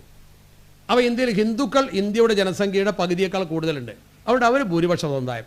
ഇന്ത്യയുടെ മൊത്തം ജനസംഖ്യയേക്കാൾ പകുതിയിൽ താഴെയുള്ളവരൊക്കെ മൈനോറിറ്റി എന്ന് പറഞ്ഞാൽ പിന്നാക്കക്കാർ. പിന്നാക്കക്കാരല്ല, ന്യൂനപക്ഷം. പിന്നാക്കം അതിലില്ല, ന്യൂനപക്ഷം. അപ്പോൾ അങ്ങനെ വരുമ്പോൾ ഇന്ത്യയിൽ 6 നോട്ടിഫൈഡ് മറ്റേ മുസ്ലിങ്ങളാണ് ഏറ്റവും വലിയ മൈനോറിറ്റി, പിന്നെ ക്രിസ്ത്യാനികൾ, ബുദ്ധർ, ജൈനർ, സിഖുകാർ, പാഴ്സികൾ, ഈ 6 കൂട്ടർ. അപ്പോൾ ഈ വിഭാഗത്തിൽപ്പെട്ട കേരളത്തിൽ മുസ്ലിങ്ങളും കൂടുതൽ ക്രിസ്ത്യാനികളും മുസ്ലിങ്ങളുമാണ് ഉള്ളത്. അവർക്കുള്ള ആനുകൂല്യങ്ങൾ കൂടി ഈ ന്യൂനപക്ഷ വകുപ്പിലൂടെ വരാൻ തുടങ്ങി. അതോടുകൂടി മുസ്ലിങ്ങൾക്ക് മാത്രമുള്ള ന്യൂനപക്ഷ സെല്ലിലെ വകുപ്പ് ന്യൂനപക്ഷ ഡിപ്പാർട്ട്മെൻറ്റിൽ വന്നപ്പോൾ എല്ലാവരും കൂടിയായി. അങ്ങനെ നിന്നു. എന്നാലൊരു കുഴപ്പമുണ്ടായില്ല. അതങ്ങനെ മുന്നോട്ട് പോയി. 2011 അത് ആ 11 ഒരു പുതിയ വിദ്യ ഒപ്പിച്ചു അന്നത്തെ ഗവൺമെൻറ്. 20% ഈ കോച്ചിങ് സെൻ്ററുകളിൽ സീറ്റ് മറ്റു സമുദായത്തിന് കൊടുത്തു. സ്കോളർഷിപ്പിൽ നിന്ന് ഒരു 20% ലത്തീൻ കത്തോലിക്കർക്കും പരിവർത്തിത ക്രൈസ്തവർക്കും കൊടുത്തു. അന്ന് നമ്മൾ ആരും അതിനെ എതിർത്തില്ല. എന്തുകൊണ്ട്? അത് പാവപ്പെട്ട ആളുകൾക്ക് കൊടുക്കുന്നതിന് നമുക്ക് എതിർപ്പുണ്ടായിരുന്നില്ല, ആരും എതിർത്തില്ല, ആരും അത് വിഷയമാക്കിയില്ല. കാരണം അതിൽ ചതി നമ്മൾ മനസ്സിലാക്കൂലല്ലോ. ഒരു 20% പാവങ്ങൾക്ക് കൊടുക്കട്ടെ, അന്ന് നമ്മളത് ചിന്തിച്ചില്ല. അത് കഴിഞ്ഞ് പിന്നെ UDF ഗവൺമെൻറ് വന്നു. ഇപ്പോൾ ചില ആളുകൾ പറയുന്നത്, ഞാൻ രാഷ്ട്രീയമായി ന്യായീകരിക്കല്ല, ഒരു വസ്തുത നേരെ പറയുമ്പോൾ നേരെ പറയണം. ചില ആളുകൾ ചാനൽ ചർച്ചയിലും അതുപോലെ തന്നെ പ്രസംഗത്തിലും സെമിനാറിലും ഒക്കെ പറയുന്നത് UDF ഗവൺമെൻറ് പിന്നെ വന്ന 3 ഉത്തരവുകളിൽ ഇതേ അവസ്ഥ നിലനിർത്തിയത് എന്തിനെന്നാ ചോദ്യം. ഒരു വലിയ ചോദ്യമായി അതിനെ ഉന്നയിച്ചിട്ട് ശരിക്ക് നമ്മുടെ ആളുകൾ പോലും കൃത്യമായി മറുപടി പറയുന്നില്ല. ഒരു 20% ഒരു സമുദായത്തിന് കൊടുത്തത് പിന്നെ വരുന്നൊരു ഗവൺമെൻറ് എങ്ങനെ തിരിച്ചെടുക്കുക? ഒരു പഠനത്തിൻ്റെ അടിസ്ഥാനത്തിലോ പരാതിയുടെ അടിസ്ഥാനത്തിലോ അല്ലാതെ എങ്ങനെ തിരിച്ചെടുക്കും? നിങ്ങൾ പഠിച്ചിട്ട് പറ. ഒരു പഠനം വേണ്ടേ? മാത്രമല്ല ആരും പരാതിപ്പെട്ടിട്ടില്ലല്ലോ. 20% ഇങ്ങനെ കൊടുത്തതിന് ഒരു പരാതി നിങ്ങളാരും കണ്ടിട്ടില്ലല്ലോ. ആരും പരാതിപ്പെടാത്തൊരു സാഹചര്യത്തിൽ ഒരു കോടതി വിധി വേണം ഒന്നുകിൽ, അല്ലെങ്കിൽ ഒരു പരാതി ഗവൺമെൻറ് മുമ്പിൽ വരണം. ഒന്നുകിൽ കോടതിയിൽ പരാതി, ഗവൺമെൻറ് മുമ്പിൽ പരാതി, അതല്ലെങ്കിൽ ഒരു പഠന റിപ്പോർട്ട്, ഇത് ചെയ്യാൻ പാടില്ല എന്നൊരു പഠനം. ഇത് 3 ഇല്ല, പിന്നെ എങ്ങനെ ഗവൺമെൻറ് പിൻവലിക്കും? കൊടുക്കും പോലെ പിൻവലിക്കാൻ പറ്റില്ല. 1, 2 ഞാനത് ഒരു പാർട്ടിയെ ന്യായീകരിച്ചുകൊണ്ടല്ല, ശരിക്കും നിഷ്പക്ഷ ബുദ്ധിയെ ചിന്തിക്കേണ്ട ഒരാളോടാണ് പറയുന്നത്. രണ്ടാമത്തെ ഒരു പ്രധാനപ്പെട്ട കാര്യം നിങ്ങൾ ചിന്തിക്കണം. അന്ന് മുസ്ലിം സമൂഹത്തെ സംബന്ധിച്ചിടത്തോളം ഒന്നും പറയാൻ പറ്റാത്തൊരവസ്ഥയാണ്. കാരണം മുസ്ലിം സമുദായത്തിൽപ്പെട്ട ആളുകൾ 20 MLA ഒരു പാർട്ടിക്ക് 5ാമത്തെ ഒരു മന്ത്രിയെ ചോദിച്ചപ്പോൾ വമ്പിച്ച ബഹളമായിരുന്നു ഇവിടെ. എല്ലാ പത്രങ്ങളും നമുക്കെതിരെ. ഇപ്പോൾ 17 MLA ഒരു പാർട്ടിക്ക് CPIക്ക് കേരളത്തിൽ കൃത്യമായി കൊടുത്തു. 3 മന്ത്രിമാരെയും ഒരു ഡെപ്യൂട്ടി സ്പീക്കറെയും 4 ക്യാബിനറ്റ് റാങ്ക് കൊടുത്തു. ഒരു പരാതി ആർക്കില്ലല്ലോ. 17 ആളുകളുള്ളവർക്ക് അത് കൊടുക്കുമ്പോൾ 20 ആളുകളുള്ളപ്പോൾ ഇത് കൊടുക്കുന്നതിന് മുമ്പ് ഈ ചെറുപ്പം, അത് മുസ്ലിം സമൂഹത്തിൻ്റെ വിഷയം വരുമ്പോൾ അങ്ങനെയാണ്. അതെല്ലാ വിഷയത്തിലും അങ്ങനെയാണ്. ഇപ്പോൾ പാലാ രൂപതയിൽ നിന്നൊക്കെ വന്നു, 4ാമത്തെ കുട്ടിക്ക് പ്രത്യേക സഹായം കൊടുക്കുന്നു, അംഗസംഖ്യ വർദ്ധിപ്പിക്കാൻ വേണ്ടി. അതൊരു പള്ളിയിലെ ഉസ്താദാണ് പറഞ്ഞിരുന്നെങ്കിൽ കോലാഹലം ഉണ്ടാവില്ല ഇവിടെ. നിങ്ങളും ചിന്തിക്കും, മുസ്ലിം ലീഗിലെ ഏതെങ്കിലും ഒരാളാണത് പറഞ്ഞിരുന്നെങ്കിൽ എന്താകുമായിരുന്നു ഇവിടെ? മാധ്യമങ്ങൾക്ക് ചില പ്രത്യേക ശൈലിയുണ്ട്. ആരാണ് പറയുന്നത് നോക്കിയിട്ട് അതിനെ പിന്തുണയ്ക്കുകയും എതിർക്കുകയും ചെയ്യും. അതെൻ്റെ സ്വഭാവത്തിൽപ്പെട്ടതാണ്. ഓരോരുത്തർക്കും അത് പറയാൻ സ്വാതന്ത്ര്യമുണ്ട്, അത് വേറെ കാര്യം. പക്ഷേ മാധ്യമങ്ങളുടെ ശൈലി, അന്നെങ്ങാനും ആ 20 തിരിച്ചിരുന്നെങ്കിൽ ഇവിടെ വമ്പിച്ച വർഗീയ പ്രചരണം ഉണ്ടാവും. അല്ലെങ്കിൽ തന്നെ മുസ്ലിങ്ങൾക്കെതിരെ മൊത്തം അനധികൃതമായ അവകാശം നേടുന്നു എന്ന് പറഞ്ഞ് വമ്പിച്ച കോലാഹലം ഉണ്ടാക്കിയ ആൾക്കാരാണ്. ഈ തെരഞ്ഞെടുപ്പിന് മുമ്പ് അതല്ലേ ചെയ്തത്? കോടിക്കണക്കിന് രൂപ മദ്രസയിലേക്ക് കൊണ്ടുപോകുന്നതുകൊണ്ട് ബഹളം വെച്ചു. തെരഞ്ഞെടുപ്പ് വരെ ഒരു അക്ഷരം മിണ്ടിയോ? തെരഞ്ഞെടുപ്പ് കഴിഞ്ഞപ്പോൾ കൃത്യം പറഞ്ഞല്ലോ. തെരഞ്ഞെടുപ്പിന് മുമ്പ് ചെയ്യേണ്ട കാര്യം എന്തുകൊണ്ട് തെരഞ്ഞെടുപ്പ് വരെ മറച്ചു വെച്ചു? രാഷ്ട്രീയ അജണ്ട ഉണ്ട് അതിൽ. ഗവൺമെൻറ് ഒരു കൃത്യമായ പ്രഖ്യാപനം മദ്രസകൾക്ക് പ്രത്യേകമായ സഹായമൊന്നും വേറിട്ട് കൊടുക്കുന്നില്ല, അവർ കൂടുതൽ നേടിയിട്ടില്ല എന്ന് പറഞ്ഞാൽ ഒരു തർക്കം ഇവിടെ ഉണ്ടാവുമായിരുന്നില്ല. നേരെ മറിച്ച് മദ്രസകൾ കോടികൾ നേടുന്നു എന്നാണ് പ്രചരിപ്പിച്ചത്. അതനുസരിച്ചാണ് പലരും പത്രത്തിൽ എഴുതിയത്. അതാണ് സഭകളിൽ പ്രചരിപ്പിച്ചത്. അങ്ങനെ മുസ്ലിങ്ങളെല്ലാം അനധികൃതമായി നേടുന്നു. സത്യത്തിൽ ഒന്നും നേടിയിട്ടില്ല. നമ്മുടേത് മുഴുവൻ അങ്ങോട്ട് എടുത്തിട്ടേ ഉള്ളൂ. ആ ഒരു പ്രചരണം ഇവിടെ നടത്തി. അന്ന് അത്തരമൊരു സാഹചര്യമായിരുന്നുണ്ടായിരുന്നു. അന്ന് തിരിച്ചെടുക്കാൻ പറ്റിയ സാഹചര്യമല്ല.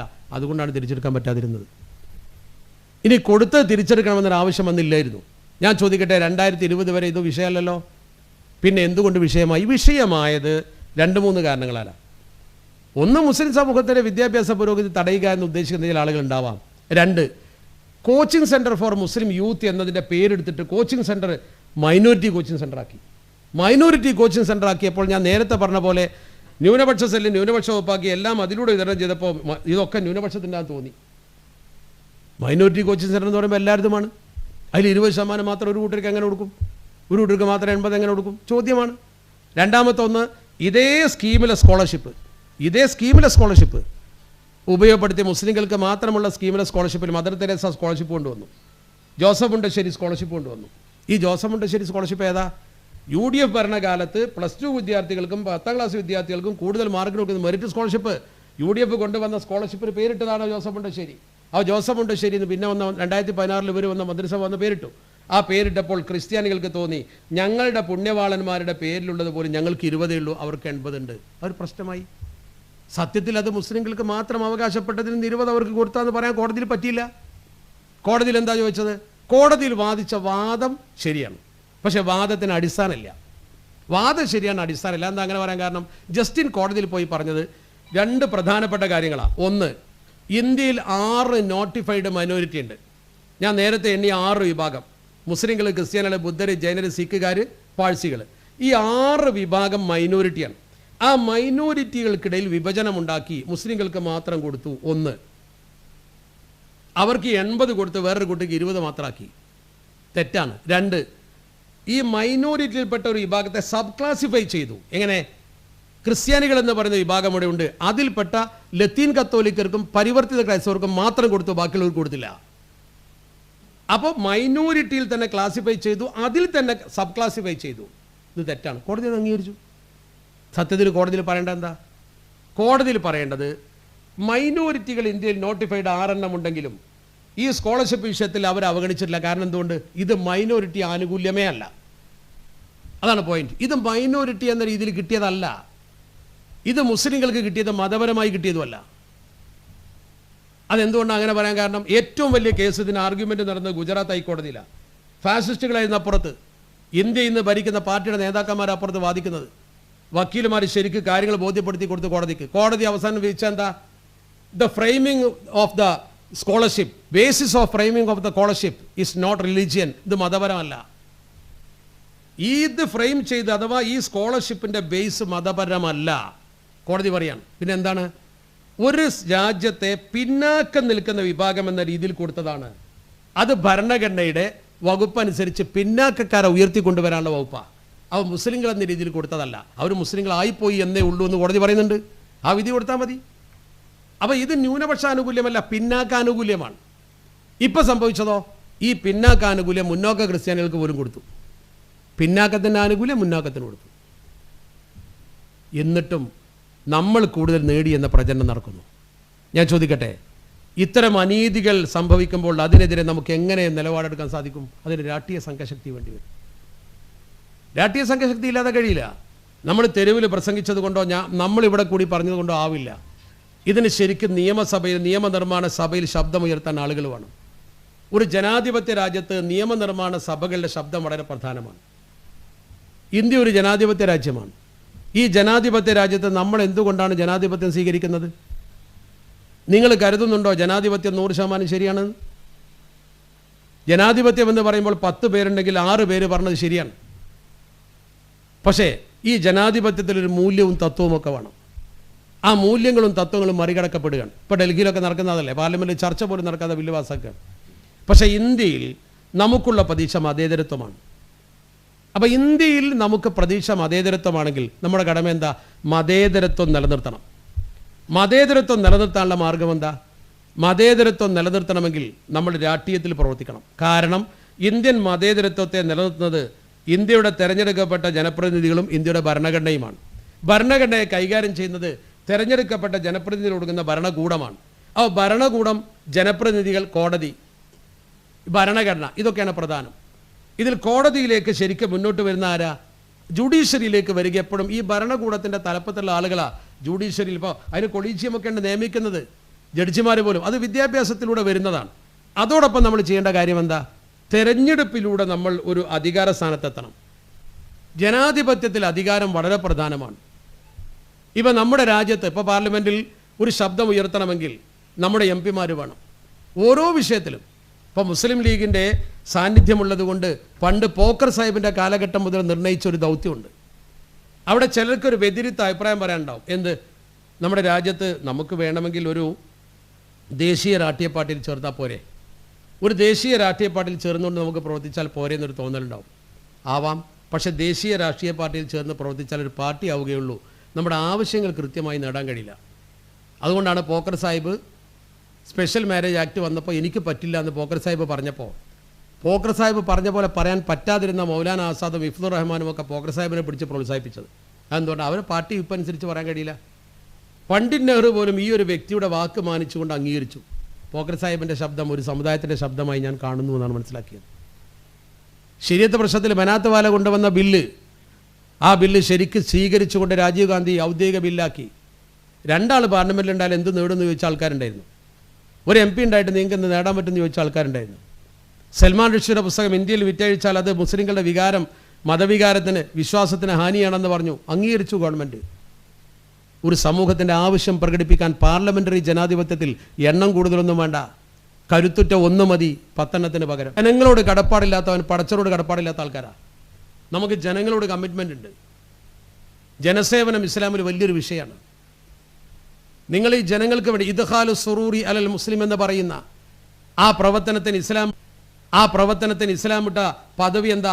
അഫ്ദലുൽ അഅ്മാൽ എന്ന, അമലുകളിൽ വെച്ച് ഏറ്റവും കൂലി കിട്ടുന്ന പണി. ഇപ്പോൾ ഈ ഇരിക്കുന്ന ആളുകളുണ്ടല്ലോ, ഇത്രയും ആളുകൾ, നിങ്ങളിപ്പോൾ ഇത്രയും ഇരിക്കുന്ന ഈ ആളുകൾ ഒന്നിച്ചു കൂടിയിട്ട് ഇവിടെ ഒരുമിച്ച് കൂടി സമുദായത്തിൻ്റെ കാര്യം ചർച്ച ചെയ്യാണ്. സമുദായത്തിൻ്റെ കാര്യം, ഇതിന് കൂലി കിട്ടുമെന്ന് വിശ്വസിക്കുന്ന ഒരാളാണ് ഞാൻ. മല്ലം യഹ്തമ്മ ബി ഉമൂരിൽ മുസ്ലിമീന ഫലൈസ മിൻഹും. സമുദായത്തിൻ്റെ മൊത്തം കാര്യം ചർച്ച ചെയ്യാത്തവൻ മുസ്ലിങ്ങളിൽപ്പെട്ടവനല്ല. നിങ്ങൾ ഈ സമൂഹത്തിൻ്റെ മൊത്തം കാര്യങ്ങളെക്കുറിച്ച് എന്ന് പറഞ്ഞാൽ അത് മറ്റുള്ളവർക്ക് എതിരല്ല. ഇത്രയും ഉൾക്കൊണ്ടുകൊണ്ട് രാജ്യത്ത് സമാധാനപരമായി ജീവിക്കാൻ ആവശ്യമായ ഒരു പദ്ധതി കായികമിലത്തുണ്ടാക്കിയപ്പോൾ ആ പദ്ധതിയിലൂടെ നമ്മൾ പോകണം. ഇതിപ്പോഴും നോർത്ത് ഇന്ത്യക്ക് പരിചയമില്ലല്ലോ. ഇതുകൊണ്ട് കേരളത്തിൽ ഒരുപാട് നേട്ടമുണ്ടായി എന്നുള്ളൊരു വസ്തുതയല്ലേ. മലപ്പുറം ജില്ലയിലെ മുസ്ലിങ്ങളുടെ പുരോഗതി ഗൾഫിലെ സമ്പത്ത് കൊണ്ടാണെന്ന് ധരിക്കുന്നുണ്ടോ നിങ്ങൾ? ഇതിനേക്കാൾ സമ്പത്തുള്ള ആൾക്കാരുണ്ട് ഗുജറാത്തിൽ, ഇതിനേക്കാൾ സമ്പത്തുള്ള ആൾക്കാരുണ്ട് ഇന്ത്യ മഹാരാജ്യത്ത്. നിങ്ങൾക്കറിയോ, ദാർഹുദ ഇസ്ലാമിക് യൂണിവേഴ്സിറ്റിയിൽ പഠിക്കുന്ന കുട്ടികൾ പരിശുദ്ധ റമദാനിന് ഉത്തരേന്ത്യയിൽ പര്യടനത്തിന് പോവും. അവിടുന്ന് 3-4 കുട്ടികൾ പോയി പശ്ചിമബംഗാളിലേക്ക്. പശ്ചിമബംഗാളിൽ ഒരു ജുമാഅത്ത് പള്ളിയിൽ അവർ പ്രസംഗിച്ചു. ജുമാക്ക് ശേഷം നല്ല ഉറുദു ഭാഷയിൽ മനോഹരമായിട്ട് പ്രസംഗിച്ചു, ആയത്തും ഹദീസൊക്കെ ഉദ്ധരിച്ചിട്ട്. നല്ല ഭാഷാ പാണ്ഡിത്യവും ഇസ്ലാമിക ബോധമുള്ള കുട്ടികൾ സദസ്സ് കേട്ടിരുന്നു. ക്ലാസ് കഴിഞ്ഞപ്പോൾ ഒരാളെ കുട്ടികളെ വിളിച്ചു, പരിചയപ്പെട്ട് നിങ്ങൾ എവിടുന്നാണ് വരുന്നത്? കുട്ടികൾ ദാർഹുദയുടെ അഡ്രസ്സ് കൊടുത്തു. അയാളും ആ കുട്ടികളും തമ്മിൽ സംസാരിച്ചു. ഏതാനും ദിവസം കഴിഞ്ഞപ്പോൾ ഇയാൾ നേരെ വന്ന് ദാർഹുദയിൽ. അയാൾ വന്നിട്ട് ദാർഹുദയിൽ വന്നിട്ട് പറഞ്ഞു, നിങ്ങളെ കുട്ടികൾ എക്സലൻ്റാണ്, നല്ല ബോധമുള്ള കുട്ടികൾ, നിങ്ങൾ എൻ്റെ നാട്ടിൽ ഇതുപോലത്തെ ഒരു സ്ഥാപനം ഉണ്ടാക്കി തരുമെന്ന് ചോദിച്ചു. ഇതേ സിലബസ് വെച്ച് ഈ കുട്ടികളവിടെ പഠിപ്പിക്കാൻ ഞങ്ങൾ തയ്യാറ്, ഞങ്ങളെ കുട്ടികളെ പഠിപ്പിക്കണം. ദാർഹുദയുടെ ഭാരവാഹികൾ ചോദിച്ചു, നിങ്ങൾക്കതിന് സ്ഥലം തരാൻ പറ്റുമെന്ന് ചോദിച്ചു. നിങ്ങൾ സ്ഥലം തരുമെങ്കിൽ ഞങ്ങൾ വന്ന് പരിശോധിച്ച് അവിടെ കെട്ടിടം ഉണ്ടാക്കാൻ പറ്റുമോ നോക്കാം, കുട്ടികളെ ചേർക്കുന്നതിന് നിങ്ങൾ സഹകരിക്കണം. അയാൾ പറഞ്ഞു, ഞാൻ ഭൂമി തരാം. നിങ്ങൾ എത്ര ഭൂമി തരും? അത്ഭുതപ്പെട്ടു പോയി. നമ്മൾ സാധാരണ ഒരു 50 സെൻറ്റ് 1 സെൻറ്റൊക്കെ അല്ലേ. ഇയാൾ പറഞ്ഞു, ഞാൻ 20 ഏക്കർ ഭൂമി എഴുതരാതെ. 20 ഏക്കർ ഭൂമി. മുങ്കിർ ഹുസൈൻ എന്നാണ് അയാളുടെ പേര്. അയാൾ പശ്ചിമ ബംഗാളുകാരനാണ്. തായ്ലൻഡിലെ എഞ്ചിനീയറാണ് അയാൾ. പശ്ചിമ ബംഗാളിൽ ജനിച്ചു വളർന്ന അവിടെ ഇപ്പോഴും താമസിക്കുന്ന ഒരാളാണ് അയാൾ. അയാൾ എങ്ങനെയൊക്കെ അല്പം മതബോധമുണ്ട്. അയാൾ പുറത്ത് പോയി വിദേശത്ത് എഞ്ചിനീയറായി ഇപ്പോഴും നാട്ടുകാരനാണ്. അത്ഭുതപ്പെട്ടു പോയി ദാർഹുദ ഭാരവാഹികൾ. 20 വേണ്ട 10 മതി എന്ന് പറഞ്ഞു. പോയി നോക്കി, മൊട്ടപ്പറമ്പൊന്നുമല്ല, നല്ല കൃഷിഭൂമി, നിരന്ന ഭൂമി. ഞാൻ നേരെ പോയി കണ്ടതാണ്. ബീർഭൂം എന്ന് പറയുന്ന ഡിസ്ട്രിക്റ്റിൽ വളരെ മനോഹരമായ ഭൂമി, നികത്തുക പോലും വേണ്ട. ആ ഭൂമിയിൽ നല്ല കെട്ടിടമുണ്ടാക്കി 200-ൽ പരം കുട്ടികളെ വെച്ച് ആരംഭിച്ച് മനോഹരമായിട്ട് സ്ഥാപനം മുന്നോട്ട് പോവുകയാണ്. ഞാൻ പറഞ്ഞു വന്നത്, ഒരു മുങ്കിർ ഹുസൈൻ 20 ഏക്കർ സ്ഥലം അവിടെ ഉണ്ട്. പണക്കാരവിടെ ഉണ്ട്, ഒറ്റപ്പെട്ട പണക്കാർ, യോജിപ്പില്ല. വലിയ പണ്ഡിതന്മാരവിടെ ഉണ്ട്, നല്ല ഭൂവുടമകളുണ്ട്, നല്ല ആളുകളുണ്ട് അവിടെ. പക്ഷെ അവരെ യോജിപ്പിക്കുന്നൊരു കണ്ണിയില്ല. അവർക്കൊരു യോജിപ്പുണ്ടായില്ല. ഉണ്ടായിരുന്നുവെങ്കിൽ നിങ്ങൾ ആലോചിച്ച് നോക്കൂ. സാമ്പത്തികമായി മലപ്പുറം ജില്ലക്കാർ നേടിയതുകൊണ്ടൊന്നുമല്ല നമ്മളിവിടെ എത്തിയത്. അതൊരു ഭാഗം മാത്രമാണ്. മറിച്ച് നമ്മൾ വിദ്യാഭ്യാസ പുരോഗതിക്ക് വേണ്ടി രാഷ്ട്രീയമായി സംഘടിച്ച് സ്ഥാപനങ്ങൾ വാങ്ങി മുന്നോട്ട് വന്നുകൊണ്ട് തന്നെയാണ്. ഇല്ലെങ്കിൽ വെറും പണം മാത്രമേ ഉണ്ടാവുള്ളൂ. നിങ്ങൾ ശരിക്കും ചിന്തിക്കണം, രാഷ്ട്രീയ ശക്തി ഒരു പ്രധാന ഘടകമാണെന്ന് പഠിക്കണം നിങ്ങൾ. പക്ഷേ ആ രാഷ്ട്രീയം ധാർമ്മികമായിരിക്കണം. പരസ്പരം പാര വെക്കാനും കുതികാല വെട്ടാനും നേതാവാകാനുള്ള രാഷ്ട്രീയമാവരുത്. എനിക്കെന്നെ മുസ്ലിം യൂത്ത് ലീഗിൻ്റെ പ്രവർത്തകരോട് പറയുന്നത്, ബാഫക്കിത്തങ്ങൾ പറയുന്നൊരു മൂല്യമുണ്ട്, പൂക്കോയത്തങ്ങൾ പഠിപ്പിച്ചൊരു മൂല്യമുണ്ട്, MK ഹാജിയെപ്പോലുള്ള നേതാക്കൾ പഠിപ്പിച്ചൊരു മൂല്യമുണ്ട്. ആ മൂല്യാധിഷ്ഠിത രാഷ്ട്രീയമായിരിക്കണം നമ്മുടേത്. മൂല്യാധിഷ്ഠിത രാഷ്ട്രീയത്തിനപ്പുറത്തേക്ക് നമ്മൾ പോകാൻ പാടില്ല. ഇപ്പം നമ്മൾ തന്നെ കലഹിക്കുന്നൊരവസ്ഥ ഉണ്ടാകാൻ പാടില്ല. നമ്മളെ തകർക്കാൻ പലരും ഉണ്ടാവും, അത് ഉറപ്പാണ്. കാരണം ഒരുമിച്ച് നിൽക്കുന്നൊരു സമൂഹത്തെ തകർക്കാൻ പലപ്പോഴും പലരും വരും. അവിടെയൊക്കെ നമ്മൾ നമ്മുടെ കെട്ടുറപ്പ് പാലിക്കണം. ഒന്നാമതായി നമ്മൾ ചെയ്യേണ്ടത്, നമുക്ക് നേതൃത്വത്തോട് കടപ്പാട് വേണമെന്നുള്ള, നേതൃത്വത്തെ അനുസരിക്കണം. നമ്മൾ നേതൃത്വത്തോട് കടപ്പാട് വേണം. നമ്മുടെ ആഭ്യന്തര പ്രശ്നങ്ങൾ അതിൻ്റെ വേദിയിൽ മാത്രമേ പറയാൻ പാടുള്ളൂ. നിങ്ങളത് പുറത്തിറങ്ങി പറയാൻ പാടില്ല. ആഭ്യന്തര പ്രശ്നങ്ങൾ നമ്മുടെ വേദിയിൽ പറയണം. നിങ്ങളുടെ പഞ്ചായത്ത്, ഇതൊരു പഞ്ചായത്തിൻ്റെ യോഗമാണെങ്കിൽ ആ പഞ്ചായത്ത് കമ്മിറ്റി നിങ്ങൾക്ക് ഉദ്ധരിക്കുക. അത് ബസ് സ്റ്റാൻഡിൽ നിന്ന് ഇറച്ചി ചെയ്യരുത്, അത് പത്രക്കാർക്ക് കൊടുക്കരുത്, കൊമ്പ് കൊടുക്കരുത് പരസ്പരം. ഇസ്ലാമിലെ ഏറ്റവും പ്രധാനപ്പെട്ട ഘടകം ഐക്യമാണ്. അള്ളാഹുവിൻ്റെ ഭൂമിയിൽ മുസ്ലിങ്ങൾ പരാജയപ്പെട്ടത് 2 കാരണങ്ങൾ കൊണ്ടേ ഉള്ളൂ. ഞാൻ അവസാനിപ്പിക്കണം, 12 മണിയായി. 2 കാരണങ്ങൾ കൊണ്ടേ മുസ്ലിങ്ങൾ പരാജയപ്പെട്ടിട്ടുള്ളൂ. 2 കാരണം. ഒന്ന്, മുസ്ലിങ്ങൾ ഇസ്ലാമിൽ നിന്ന് അകന്നപ്പോൾ. ദീന് നിങ്ങളെ കയ്യിലില്ലേ, വിജയിക്കൂല. നിങ്ങൾ എത്ര വലിയ രാഷ്ട്രീയ പാർട്ടി കെട്ടിപ്പടുത്തിട്ട് കാര്യം, ദീന് കയ്യിലില്ലെങ്കിൽ വിജയിക്കൂല. കൃത്യമായ നിസ്കാരം, നോമ്പധിഷ്ഠിത ഇസ്ലാമികമായ കാര്യങ്ങൾ, അതേ പ്രാധാന്യം തന്നെ വ്യക്തിബന്ധങ്ങൾക്കും കൊടുക്കണം. ഒപ്പം ഇരുന്നിട്ട് കൈ കൊടുത്ത് ചിരിച്ചിട്ട് അപ്പുറത്ത് പോയിട്ട് കുറ്റം പറയുന്ന ഏർപ്പാട് നടക്കൂല. അതിന് പാര വെക്കുക എന്നാ പറയാം. ആ ഏർപ്പാട് നമ്മൾ ചെയ്യുന്ന കാലത്തോളം വിജയിക്കൂല. സഅദ് ബിൻ അബീ വഖാസ് റളിയല്ലാഹു തആല കൈ പൊന്തിച്ച് ദ്വാരുന്നാൽ അപ്പോൾ ഉത്തരം കിട്ടിയിരുന്നു. സ്വഹാബത്ത് ചോദിച്ചു, ഞങ്ങൾക്കിടയിൽ ജീവിക്കുന്ന നിങ്ങൾക്ക് എവിടുന്ന ഇത്ര വലിയ പദവി കിട്ടിയത്? എന്തായാലും മറുപടി, അള്ളാഹുവിൻ്റെ റസൂൽ പറഞ്ഞു കൊടുത്തതാ, ഒരു മനുഷ്യനോട് മനസ്സിലൊരു പകയും വെറുപ്പില്ല. നിങ്ങൾ ചെയ്യുന്ന അമലൊക്കെ തന്നെ ഞാൻ ചെയ്യുന്നുള്ളൂ. മുസ്ലിമീന ലഗ്നം വലാ സുആ. കൂട്ടത്തിലുള്ള ഒരാളോട് എനിക്ക് മനസ്സിലൊരു പകയും വെറുപ്പില്ല.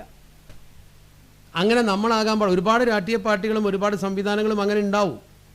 പക്ഷെ നമ്മൾ അങ്ങനെ ആകാൻ പാടില്ലല്ലോ. ഒരിക്കലും നിങ്ങൾ അങ്ങനെ ചെയ്യാൻ പാടില്ല. നിങ്ങളെന്ന് പറയുന്നത് മതപരമായ പശ്ചാത്തലം ഉൾക്കൊണ്ടുകൊണ്ട് പ്രവർത്തിക്കുന്ന ആളുകളാണ്.